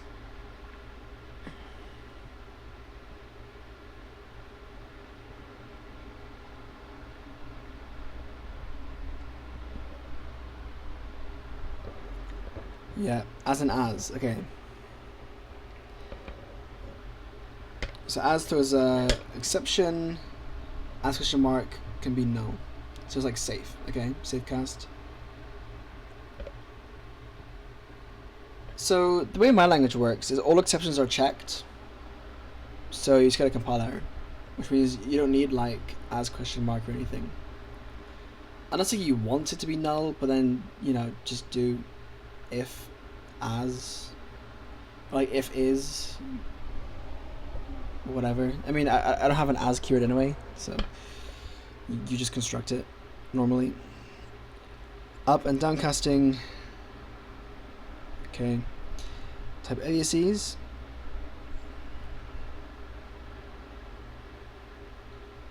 Yep.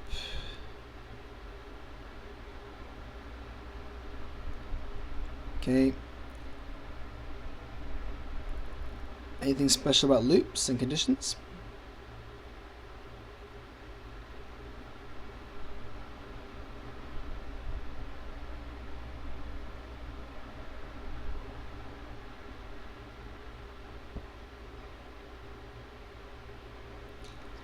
So you don't have to use one with a subject, which is also a bit weird, but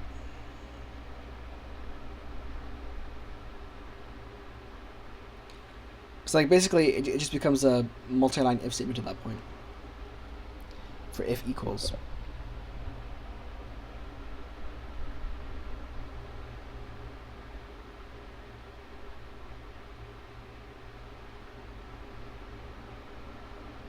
Else branch.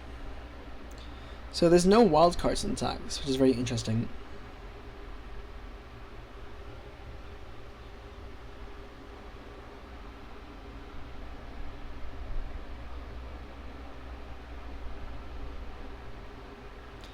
I need to see like how like the in thing works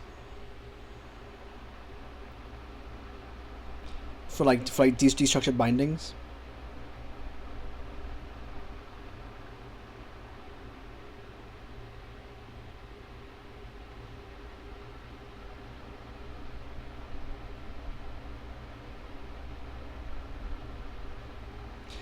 So like is when always exhaustive? Is that what they're saying basically? Yeah. Yeah. For me, if I have something similar, just like if is the keyword instead. And then if the if has a list, then it is exhaustive. If it isn't listed, it's not exhaustive. Could have different keywords, but no reason to really. Guarded conditions.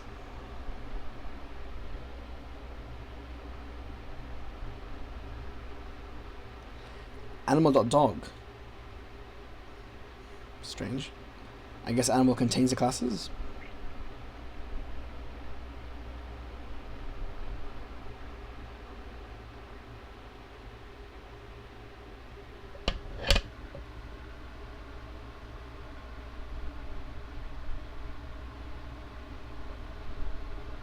So there are just no wildcards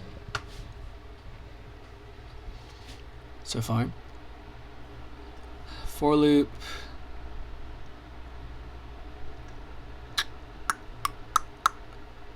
Iterators.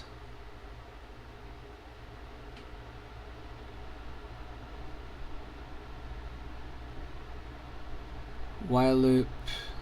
Okay, returns and jumps. There are labels. Yeah, return at lit. Here's a label. Works for each two. Okay.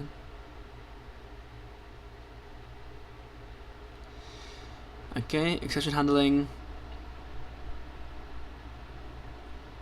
Probably just the same as Java. All exceptions are unchecked. Why?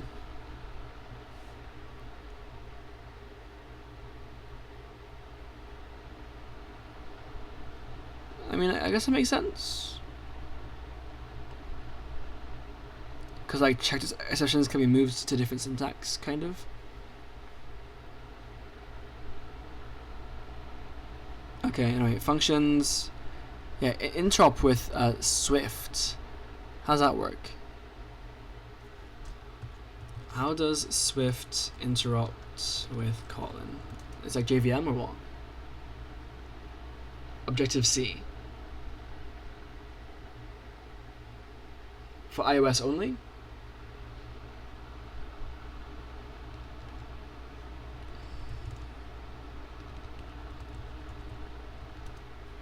Interop, sorry.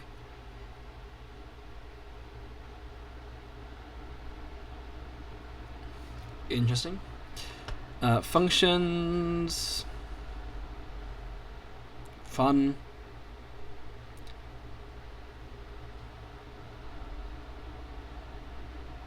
Named arguments. Default values. Optional arguments? No. I mean, it's pretty easy to make one, but it's a question of does it implicitly pass null if you don't. For args and fixed notation.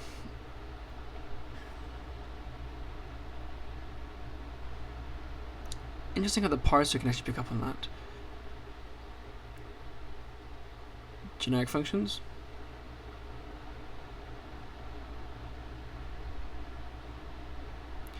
Function before the name. So a bit like C++ templates then, right? Tailcase of functions.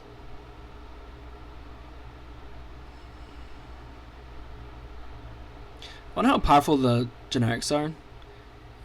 And like if they're on the same level as templates.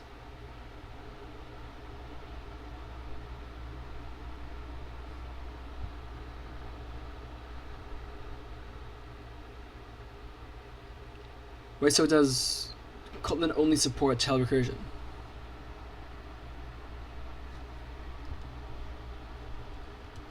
Does Kotlin exclusively support tail recursion and not normal recursion?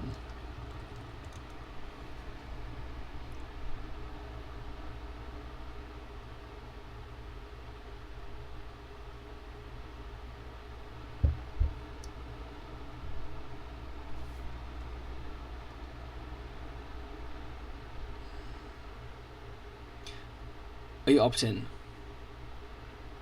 Oh, okay. I wonder if I could get away with not allowing normal recursion. Well, no, because then you could write a loop. Yeah. Lambdas are functions of first class. Yeah. Higher order functions.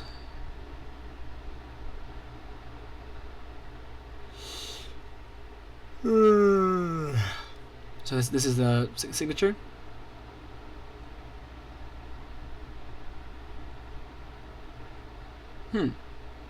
You can name the parameters.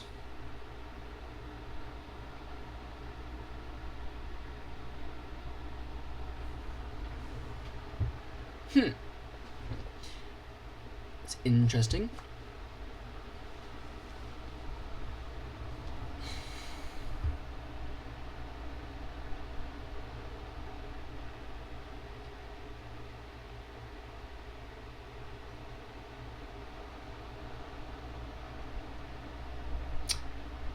It makes sense. It makes sense.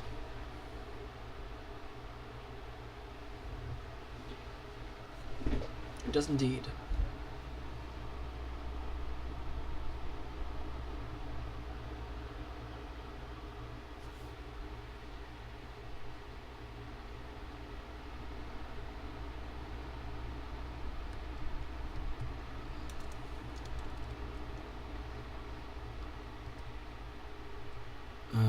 Functions, lambdas, higher functions.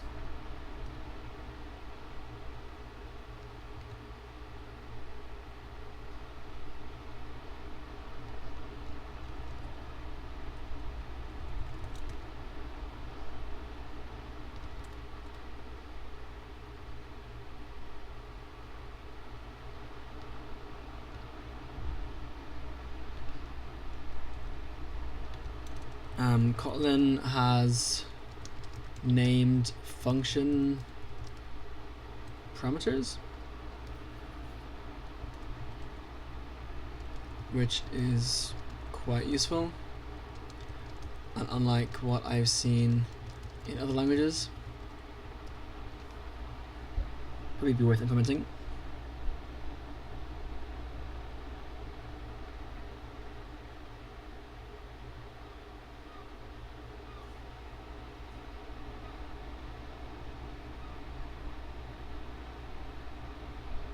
Parameter types are optional if they can be inferred.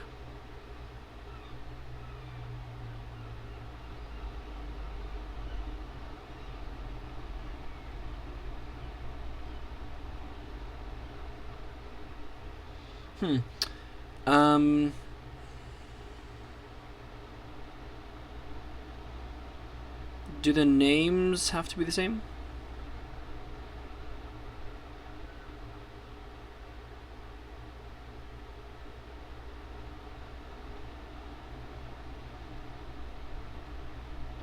Like, if there's a Kuma to an I, does the name have to be the same?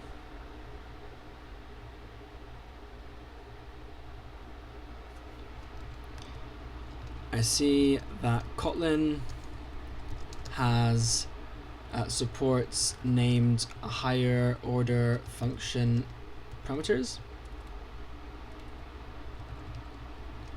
Does that mean that functions that are passed in must also comply? I assume no, because like fold R can take just plus, and that has no named arguments that comply.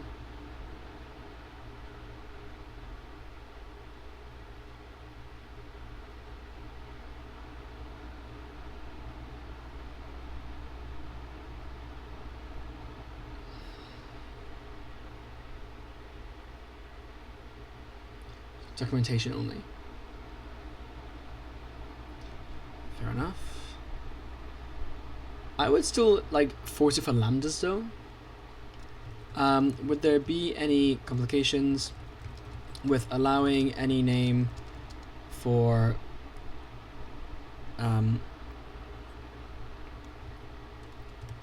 passing identifiers?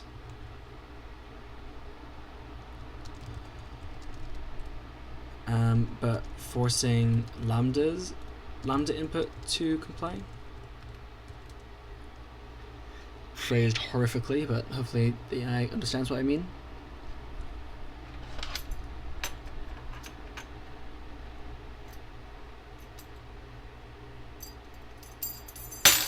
Shit.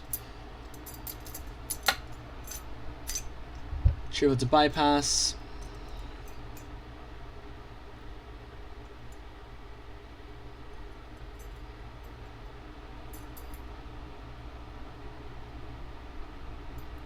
That's fine.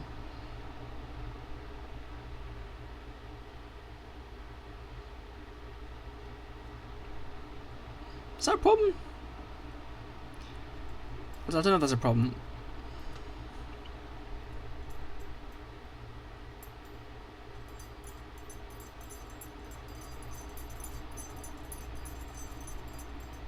Substitutability. Yeah, I mean it's probably if you're like even to copy paste it, but like if it's literally just a function, I don't see a reason per se. Manufacturing hazard.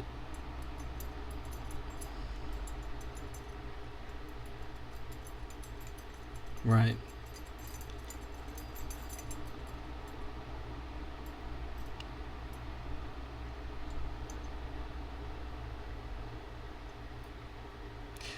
Also, naming conflicts as well, like be a problem.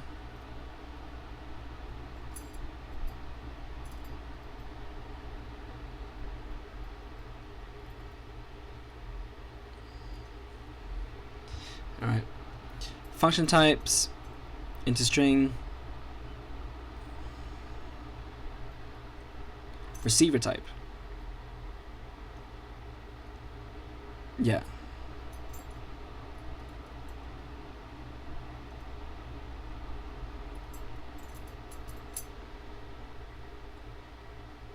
This is an anonymous function. But there are lambda expressions and anonymous functions, and they're different.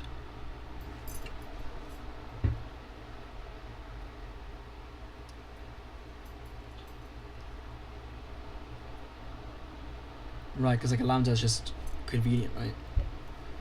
Yeah.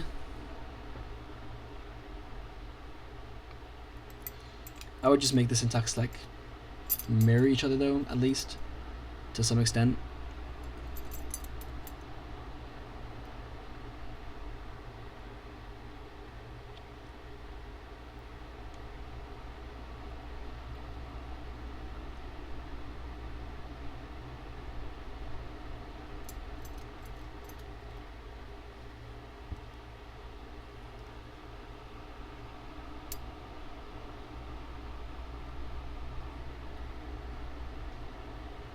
dot invoke.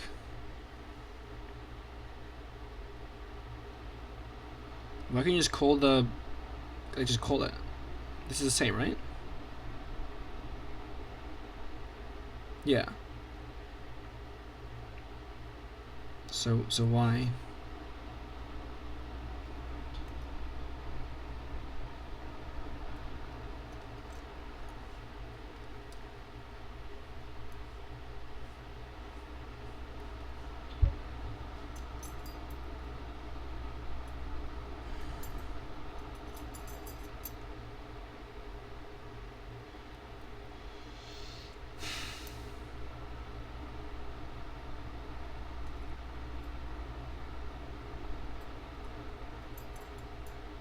Function literals, yep. Values.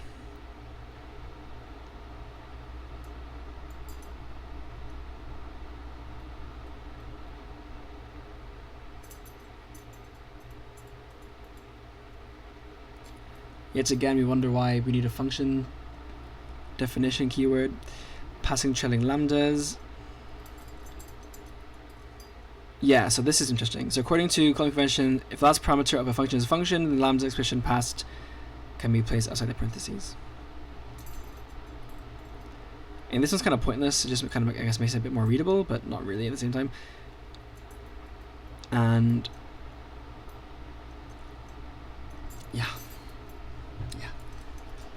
Like really, the convenience comes in this when you don't have any arguments. But even then, like having like an empty lambda expression could also just solve that. So I don't know, man. It's good. Like it's good if you have like a function body. Guess it implicit ending of a single parameter. Why is it called it though? I don't know. Returning a value from a lambda expression. Just put it at the end, I guess. Or return at filter. So you can return from a bigger body, which is quite useful. Maybe. It lets you have like return on error, but I don't know. And that's for the link queue style code. Strings dot filter it dot length equals 5. Dot sorted by it dot map. Underscore for unused variables.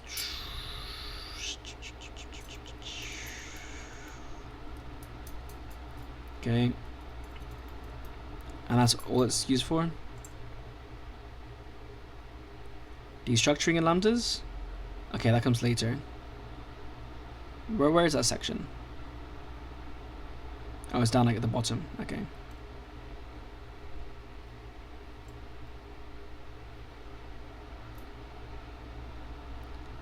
Wow, so if you need a return type, you have to use just like the full anonymous function.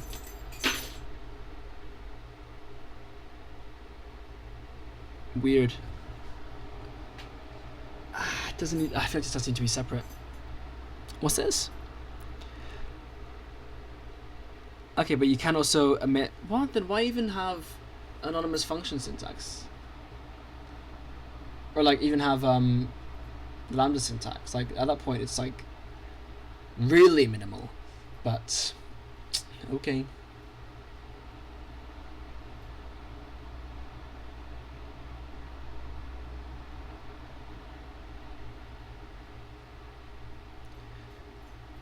Okay, so I mean, there's another difference. Lambdas can do returns from the main body, whereas an anonymous function only returns from itself, right? As you would expect. Closures as well.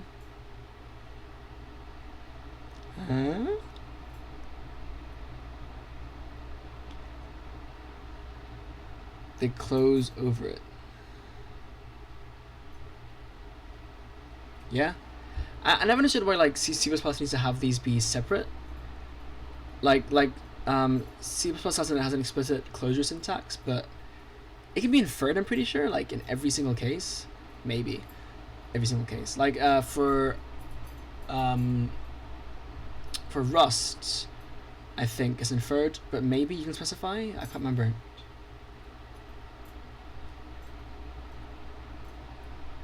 Whatever.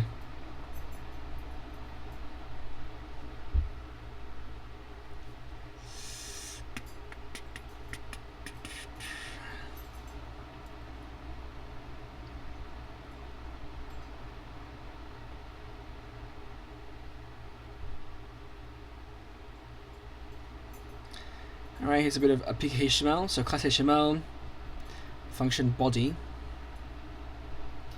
function HTML init, HTML to unit, HTML body.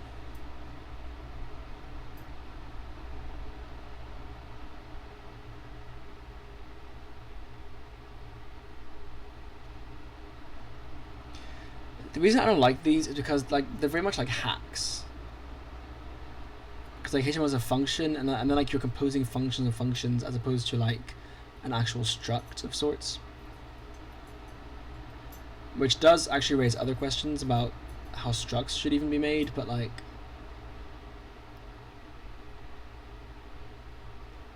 yeah, I've never been a fan of this. This expressions.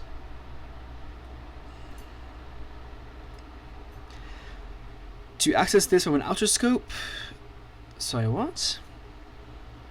The current object of that class. But because you can have classes within classes, this at A, this at B.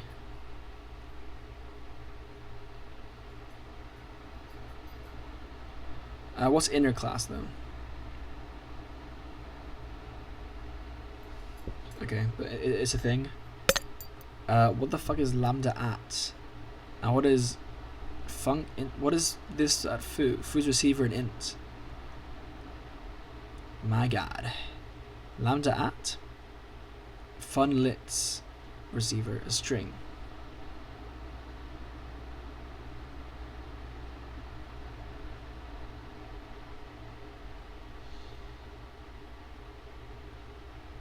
Implicit this.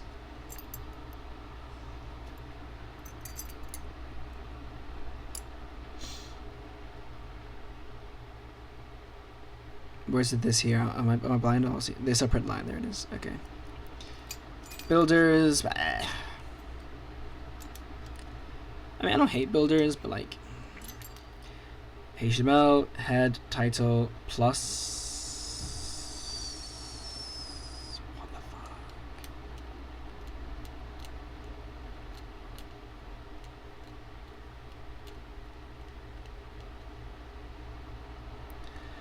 It allows you to create DSLs. I don't like that.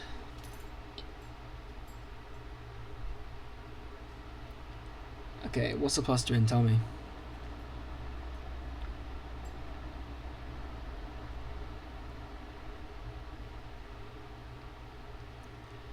Man, HTML kind of sucks. Like, has I never like ever considered that? Thought about that?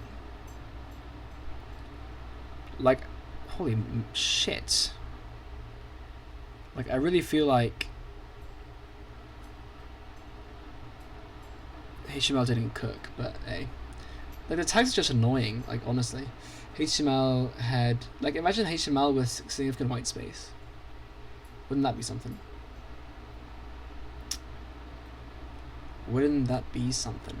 It would be something, wouldn't it? Like, it's be a bit easier, I don't know. Val results. Sorry, so what's the plus doing? Example output. You know I can run it, right? How it works, assume that you need to implement a type-safe builder in Kotlin. First of all, define the model you want to build.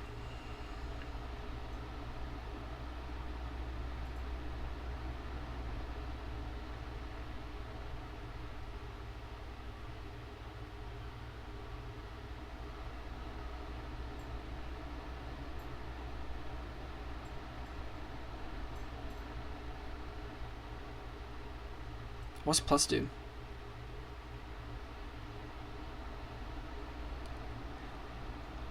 You know, plus the operation is actually defined by an extension function. Oh. So it's just overloading it. I mean, look, it's impressive that the language supports this, but it's also not what I don't like it. It just completely breaks the language's like actual language. You know, like Rust macros. Like I just don't. I don't like it. I don't like it.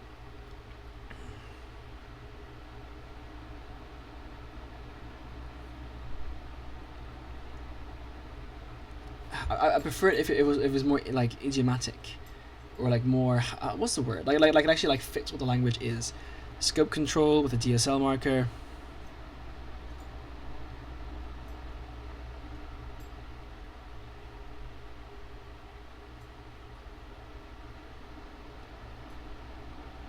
Okay.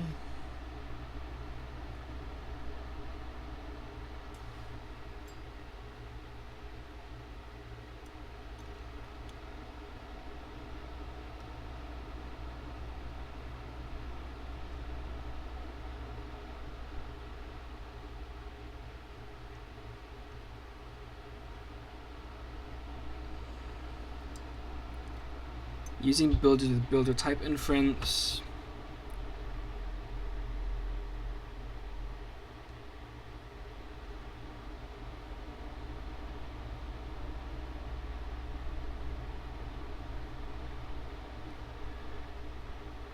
I mean, it is interesting, right? It's like an alternative way to do builders, just not a very intuitive way. Context parameters. Are I still on functions?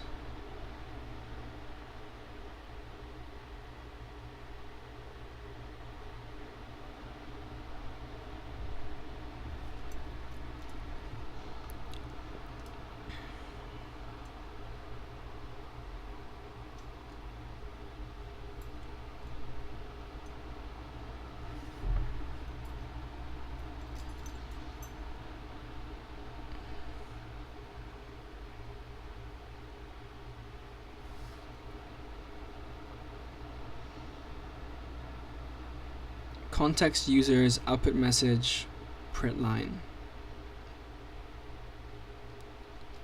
What's this for?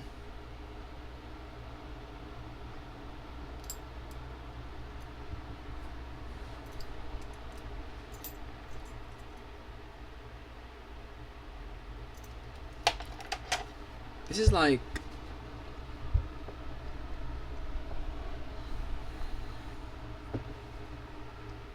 a class.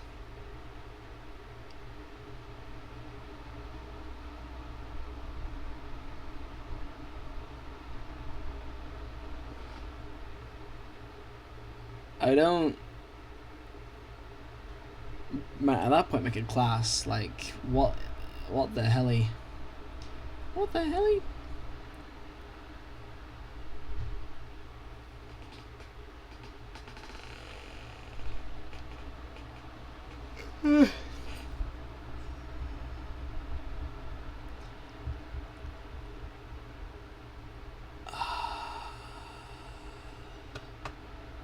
It was an experimental feature as well.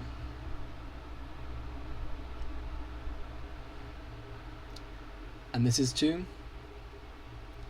Pass them explicitly if you want to. What's Gradle? Oh, it's build file.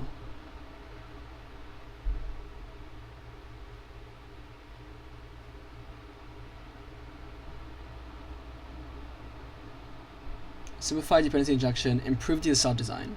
I assume it's mostly for DSLs. I don't see the use otherwise. Inline functions. Right, so I looked at these.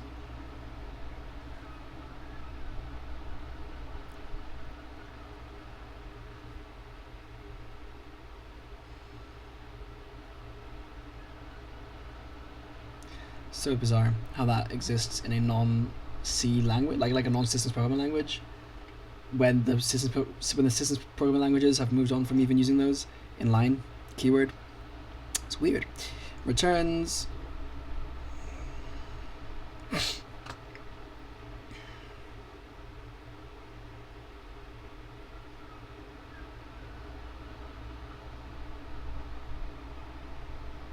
It can't. Then why is it even an option?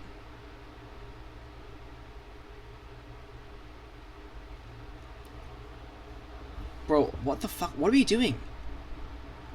What the fuck are we doing here?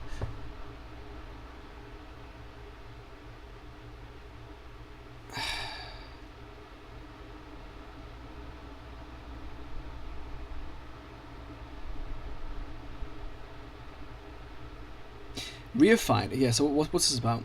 Sometimes you need to access a type path as a parameter.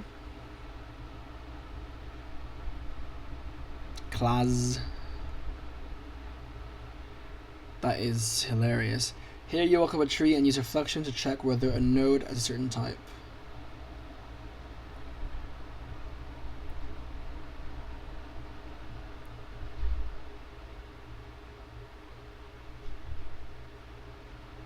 What's class T? Is that built in? Like this, yeah.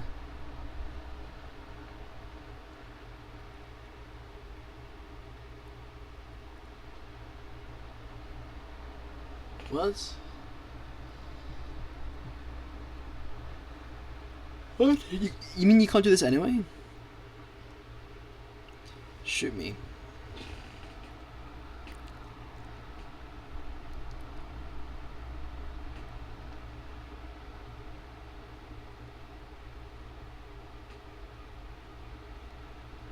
I don't understand why this can be supported out of the box.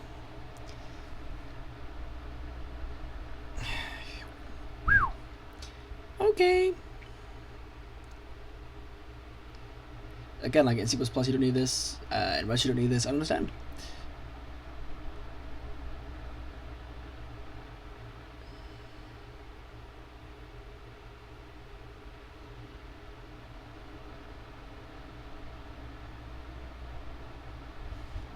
Huh? What does this do?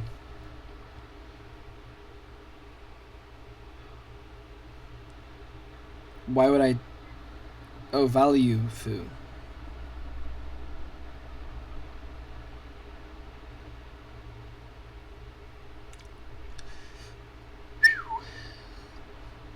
What? Restrictions for public API inline functions. Okay, overloading.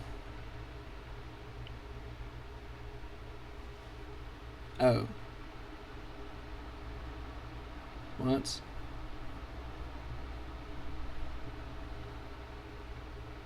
What? Why?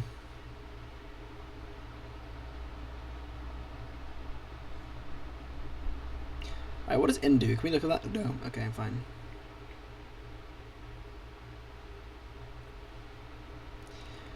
Unused return value checker? Experimental.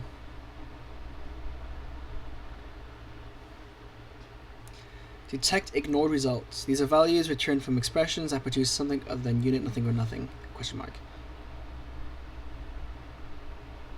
Nothing, question mark. Nothing or null. Well, why would it do that? I guess why not? No, why would it? It's a bit strange, but fair enough.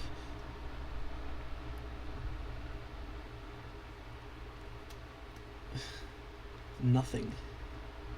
Nothing, question mark. Hey Mbappe, what does this function return? For example, nothing.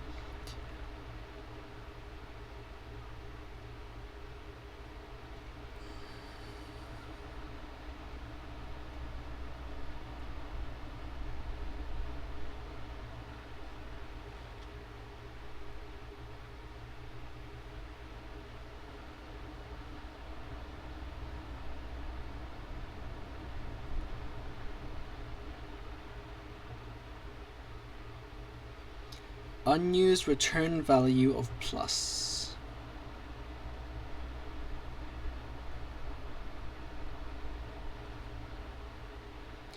Hello plus name dot replace first char.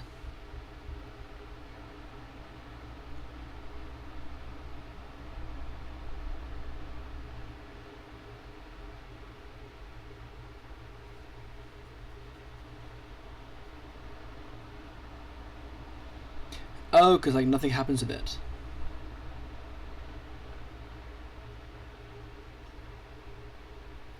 Why is this experimental? Doesn't like Rust have this already? Like, it's just an expression that's left hanging, no? I guess because like it tracks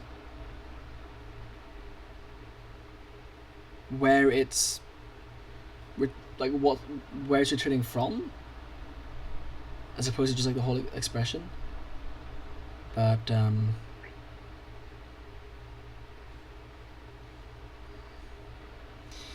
yeah, I don't even care anymore. Right, classes and interfaces. So we got classes. I wonder if I can get through this before 10 o'clock. Classes, according to classes, class like data. Okay, so got class, yeah. Primary constructor without a body, which means it's just a empty class.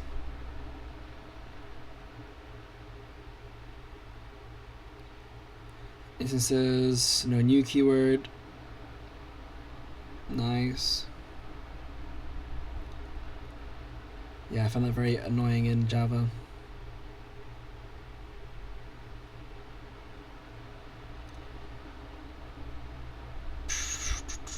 Primary constructor. Does this not happen anyway?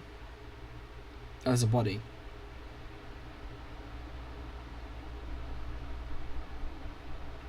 Never mind.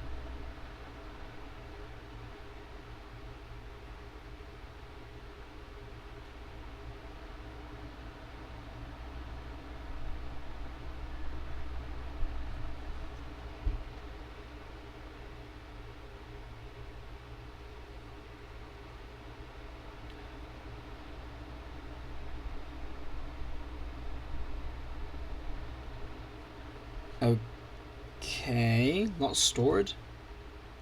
Just used for the constructor.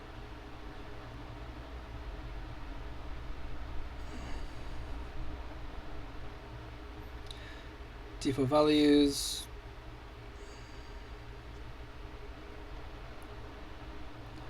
Trailing commas. Right, here's your init block.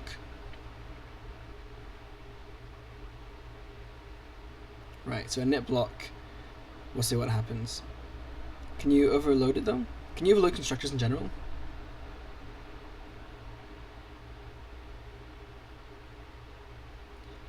Maybe not. You can. And there's no init thing for this. Really funky, man. Like how there's a whole other syntax for that. Direct or indirect. Okay.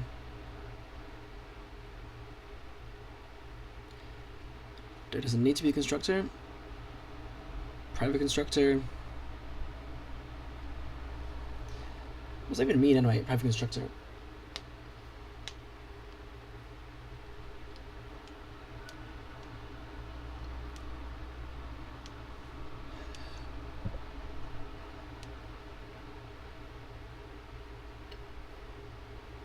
Yeah, okay.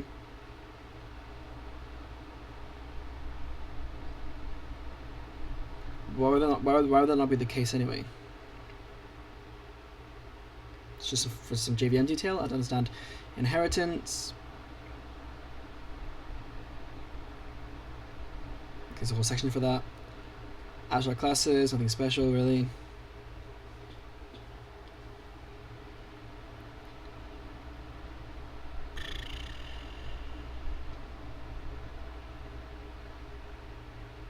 Huh?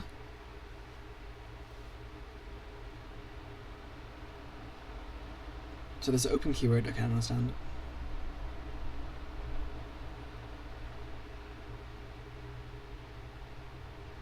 Okay. Override companion objects. Weird. So it's called a companion object.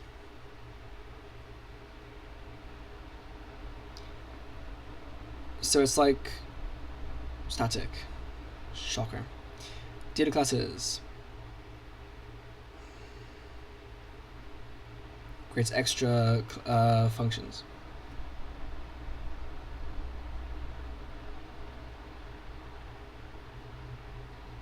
What's this useful for? Just like quick and easy data only.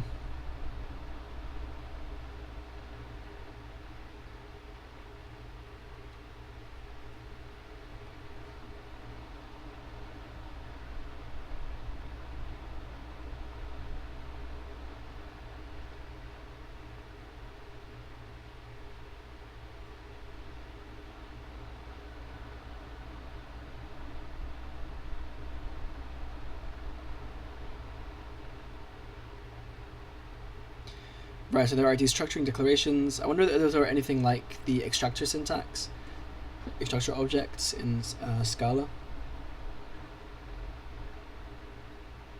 I mean, I can do this though. That's different. But like, it is a form of pattern matching. It is weird. This language doesn't have pattern matching. It just doesn't. But it has like other weird ways of getting around it. It's kind of interesting. I mean, well, no, I kind of have covered how I'm going to do these structured bindings, but...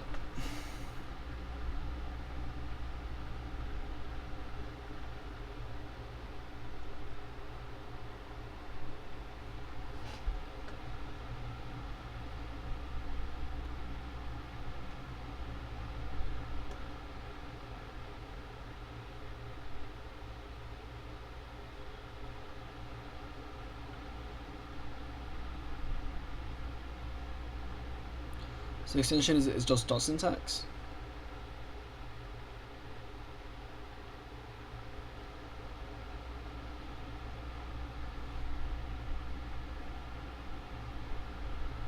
Nullable receivers.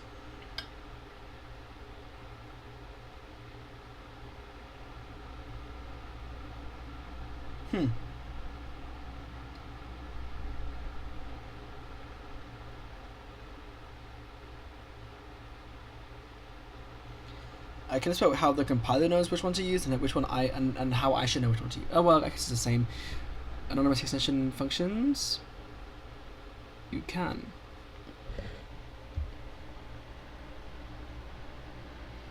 Like, this is a name, but whatever.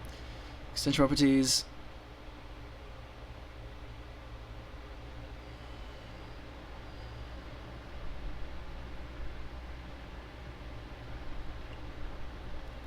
You can declare them as members. Why would you do that? I thought it does it anyway. No, it's host. Okay. Okay, interfaces. Let's have a look.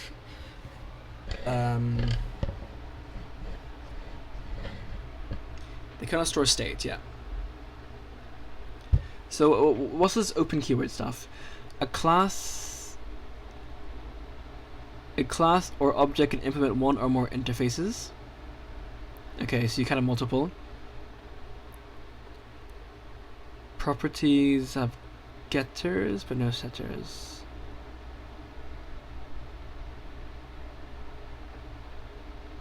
And they can derive from each other.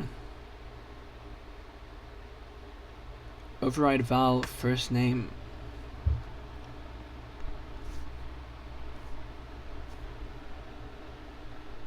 What's that mean?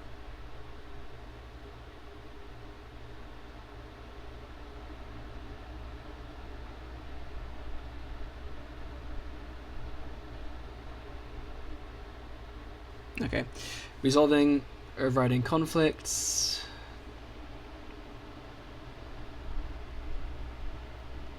You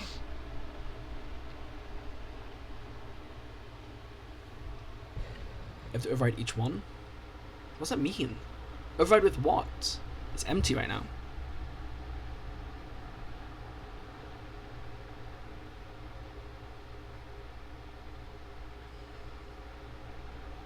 Override delegation.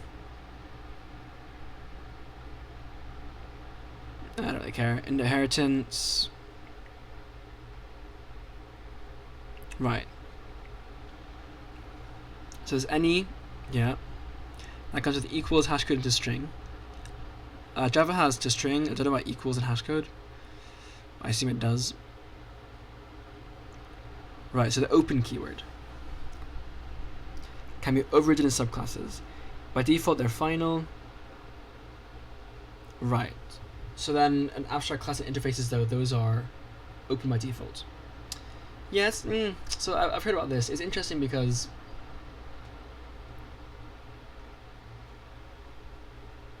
who am I to say that my class can't be derived from, you know?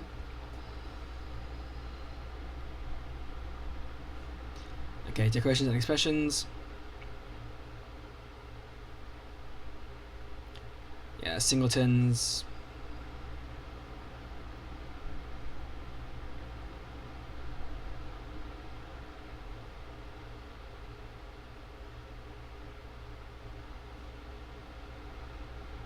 You can assign it to a value as well. Object expressions. So it's like, hold on. Yeah, that's inside.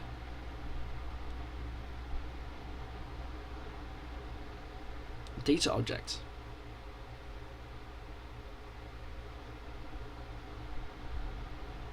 And hash code. Okay, whatever. Object expressions? What's this do? Just name it hello world instead? Okay. So like very close to first class classes, but it just only is for objects for some reason.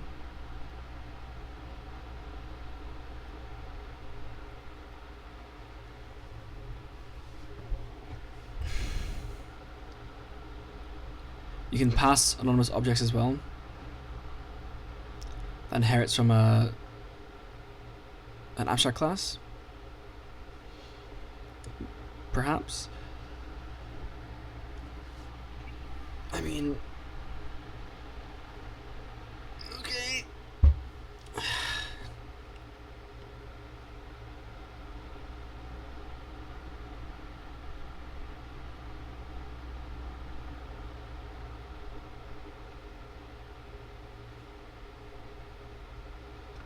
Okay, and those are lazy. Special classes and interfaces. Sorry, sealed.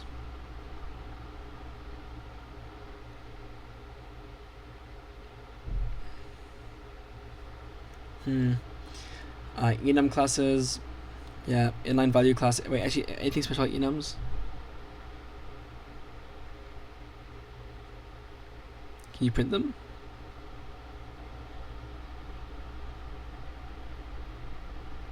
What? RGB dot value of string. Okay. Dot name dot ordinal. Okay.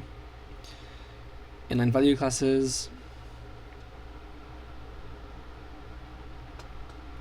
Nested inner classes, normally functional sum.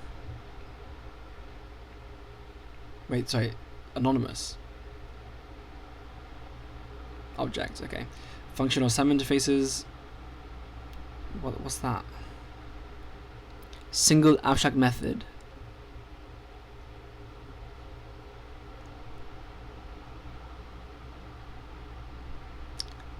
What? Function interface.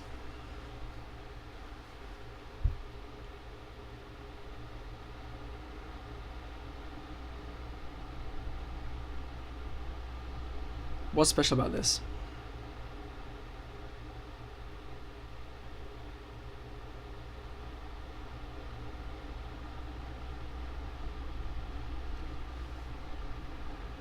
Let's like override it more directly.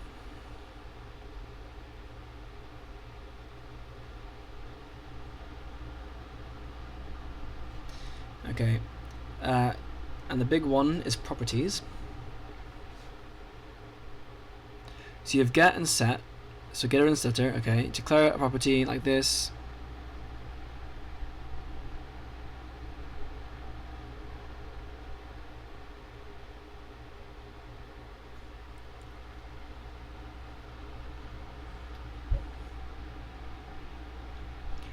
Custom getter and setter. It's fair. It's nothing crazy special.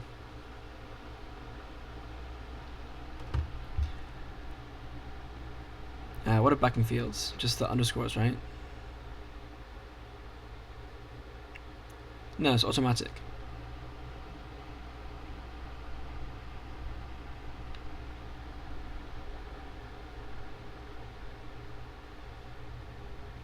Right, so getter and setter is just default here, I guess. Okay. Var score set value, but there is an implicit get. Yeah, I mean it's like this. Yeah, sure. Because I think in C# you have property keyword, right? That's different. If I'm not mistaken. Or was it Swift?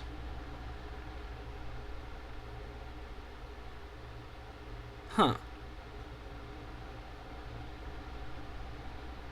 Maybe it is Swift.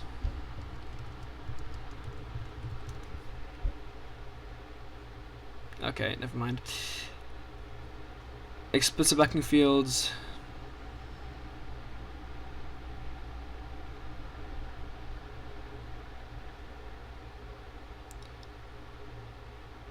Field equals. So like it's just like a reference basically, right? Well, no, because it's mutable list of what? Nothing.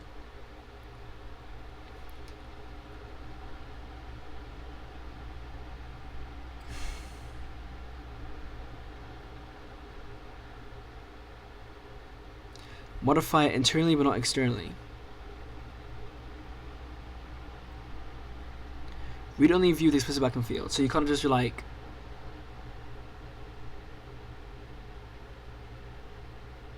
I see. Yes, like the pattern for this, I guess in C# would be a public get but private set, right? Which I feel like is a nicer way to handle this.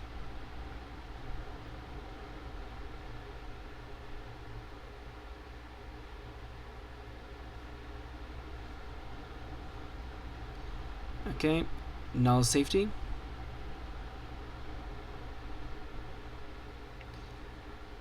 Man, I mean, if you like having null in your language is a choice, you know. Not null is just an operator, but again, it's JVM, so I think that's kind of just a thing. I'm not going to look into these too much. Equality. Well, actually, I will look at the what's next section. Okay, equality. So structural and referential.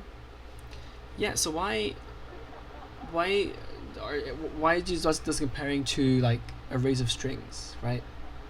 Why is that referential? I don't understand. I didn't understand that from before.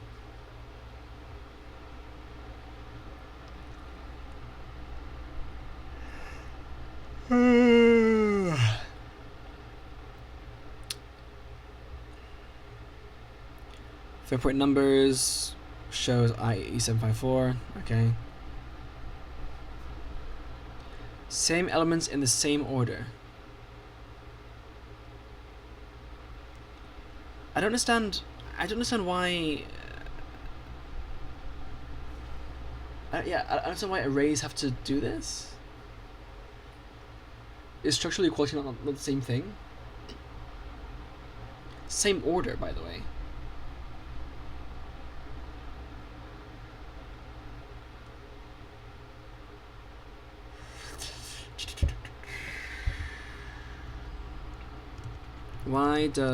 Why do Kotlin arrays need dot content equals when structural equality exists?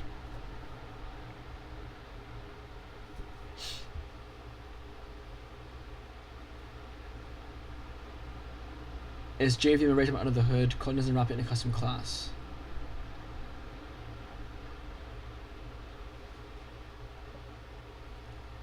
Right, so it's for like JVM shit. Okay, fine.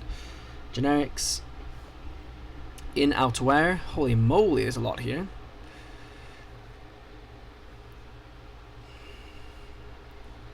Right, like C++. Inference is nice.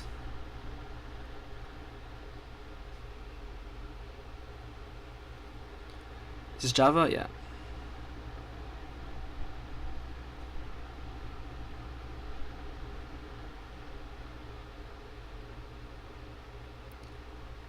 Variants. Same like Scala thing. I still don't understand this. Like, is it purely a JVM thing?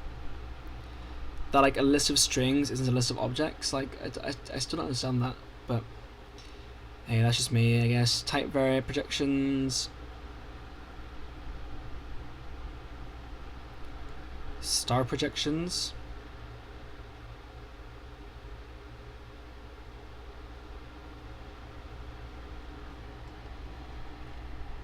Wow.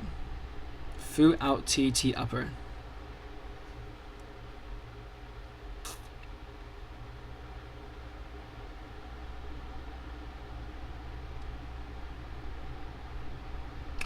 Yeah, never mind. What the fuck?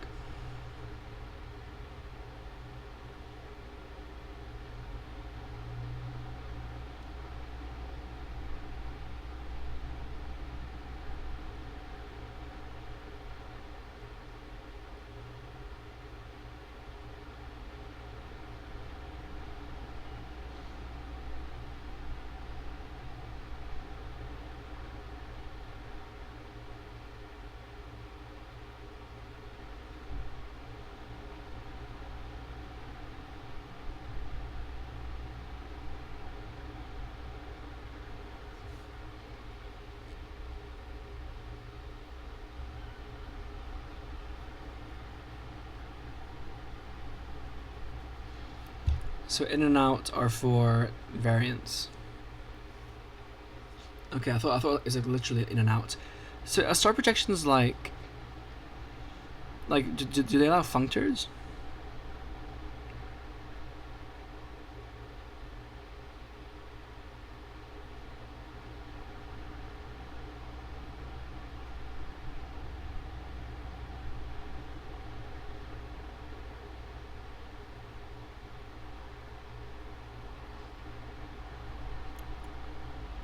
Non-nullable at not null. Type erasure.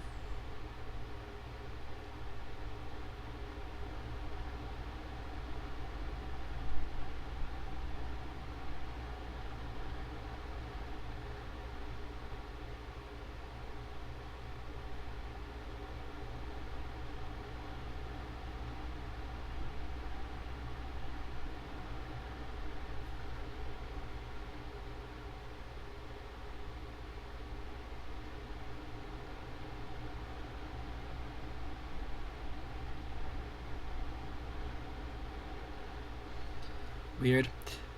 Asynchronous programming. Right.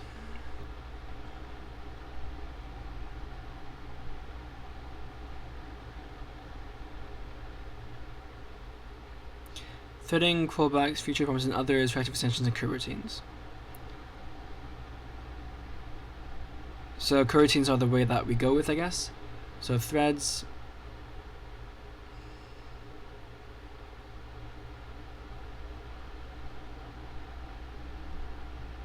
Where's the thread creation here?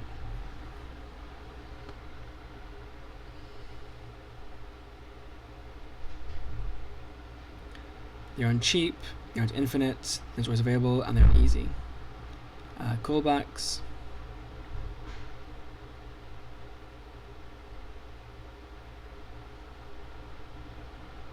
Wholly async. Is this what C# uses? I thought it was coroutines. Features, promises, and others.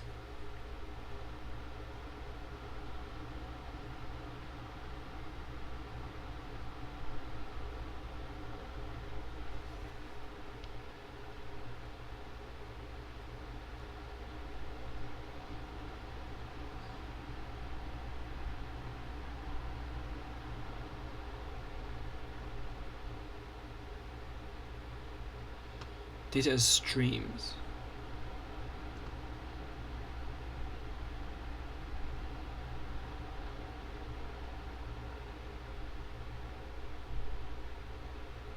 Coroutines.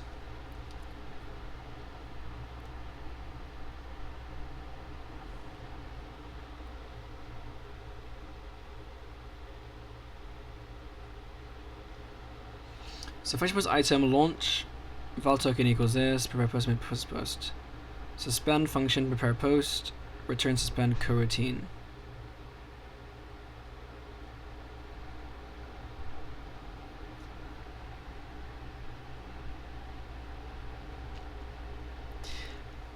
I really need to look more into asynchronous programming in general.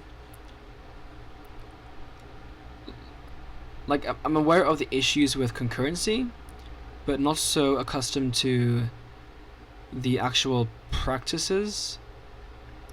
Like, I've used async in C# in Unity a bit, but like nowhere near enough to really understand it. And I haven't used concurrency like at all outside of that in any language. Mostly because my projects just haven't gone big enough to even require it. But eventually, I hope to get into that, and hopefully by the time I do get into that, people have found nice ways to do it. Reflection.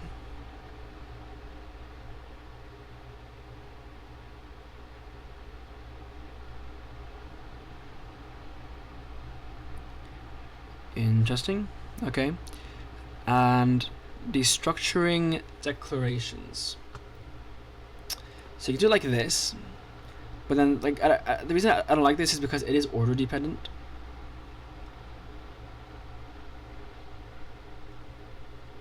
Component 1, component 2.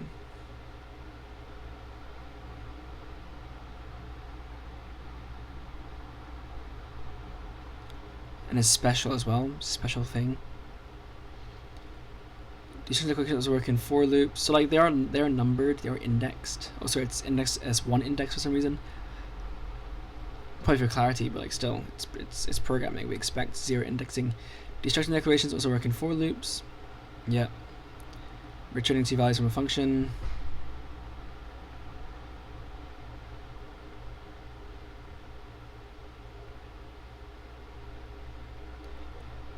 Yeah, check result, yeah.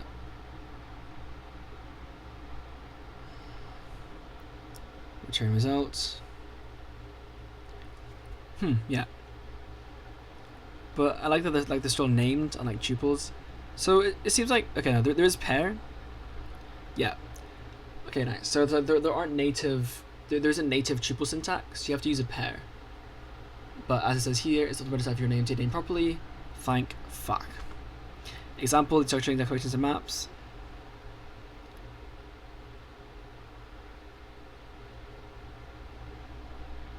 Okay. Interesting how you can overload that. Underscore for unused variables. Yeah. Destructuring and lambdas. How about for pattern matching? For like when cases and stuff, you know? Name-based destructuring. Yes. So instead of being positional, it's by name. This is what I want, but it's only experimental.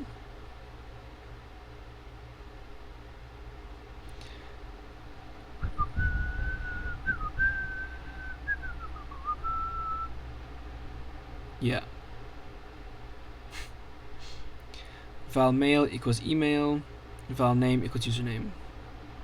The issue is that you do get like redundant naming, right? Like mail, email, name, username is obviously very stupid. These are backwards, right? Yeah.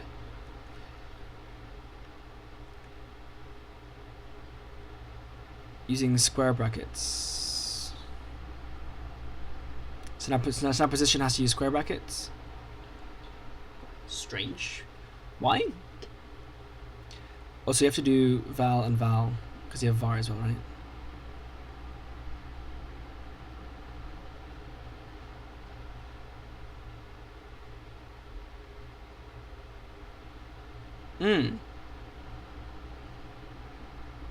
Hold on.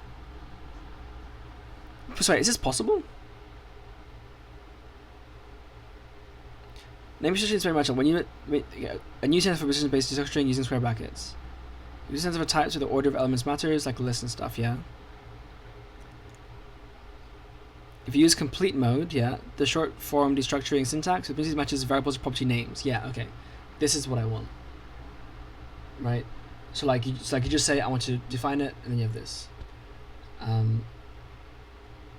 Okay. And that's it. That's Kotlin. So,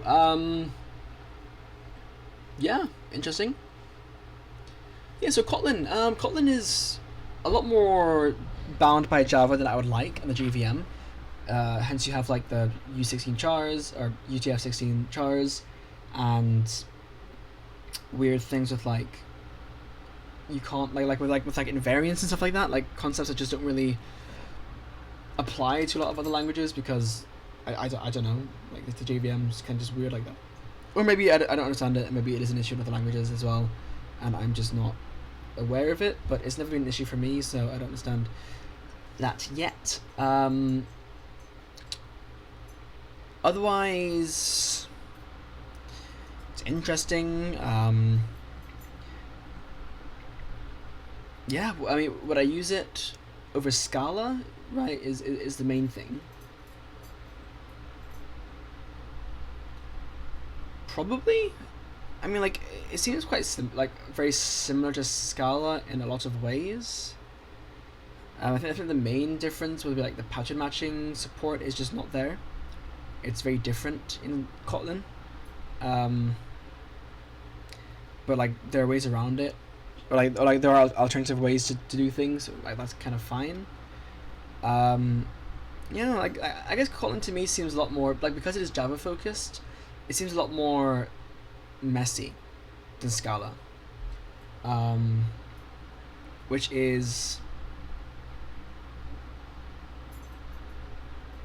not ideal. So again, like, would I use Kotlin? Probably not. And would I use Scala? Probably not. If I'm going to use anything, it's probably going to be like Swift or C#. You know, like if I'm going to use like I said, if I'm going to use a garbage collected language that has a runtime, I'm probably just going to use .NET with C#, because C#, despite it being like really old, for some reason has evolved quite well, it seems. But hey, if I find an excuse to use Kotlin, I'll use it. I just can't imagine what that would be. Like, there aren't any like small projects I would make in a language like this. So, yeah. Anyway, yeah, my hair's in like that kind of phase where like, cause like it was buzzed before, so like it's in the phase right now where like it's too short to really do anything like with it. So like I'm kind of just like stuck. Like I'm at the mercy of it. Now my hairline here. No, I'm on the wrong side then. Whatever, I can't show it. Yeah. Whatever, man. My hair has been my number one annoyance, always. Like at some point, like I think at this point I'm just gonna grow it out. But like the thing is, like when I grow it out, it's thin. It's really thin, and like it annoys me too. And it's still like it's unstylable. Like for some reason, like it just hair genetics, man. It's awful. Why can't I just have like, I don't know, fucking like I am Quarter Ghanaian, you know, like I don't look it, you know. It's like I hope that like at least some of my Ghanaian genetics went to my hair, but nope. Instead, I just have thin English hair, maybe. Like I feel like even like Irish, like I'm also Quarter Irish. I feel like Irish tend to have thick hair, like Germans. Maybe it's thinner. Anyway, whatever. But yeah, there's Kotlin. Don't hate it. Don't particularly like it either. You know, a lot of Java-isms. Definitely improves on Java. But is it significant enough for me to use it? I'd only use it if I was going to use Java anyway. Whoa. Hold on, what? My touch screen, what? Okay, so my computer, a bit of bonus content for those who stay to the end. My computer is sorry. That's my monitor. This is my laptop, right? And it has touchscreen. If I'm focused on a different monitor, and then I use my touchscreen, it actually moves, like, it moves this instead. like the touching goes to the second monitor. It's probably hard for you to tell because it's also moving around my OBS camera. But like, that's trippy. I mean, I don't use the touchscreen much. I could have used it today to scroll actually, because I was going to complain about the scrolling. Like my finger was getting tired from the scrolling with my mouse. I could have just like scrolled with my finger, and it probably would have been nicer. But anyway, yeah, there's Kotlin. Next up, Swift. I'm excited for Swift because Swift has quite a few like significant deviations from other traditional object-oriented programming languages. So I'm excited to check that out. And plus, I will be using it in my upcoming uni course. So you know, I'll get a bit of pre-learning. That I guess makes my second year just a bit easier as well. I mean, I'm pretty good at picking up programming languages because you know I've spent time learning so many, but I will, yeah, it'd be fun. Now I'm gonna go cook dinner at 10:30 p.m. because I'm starving, bro. So.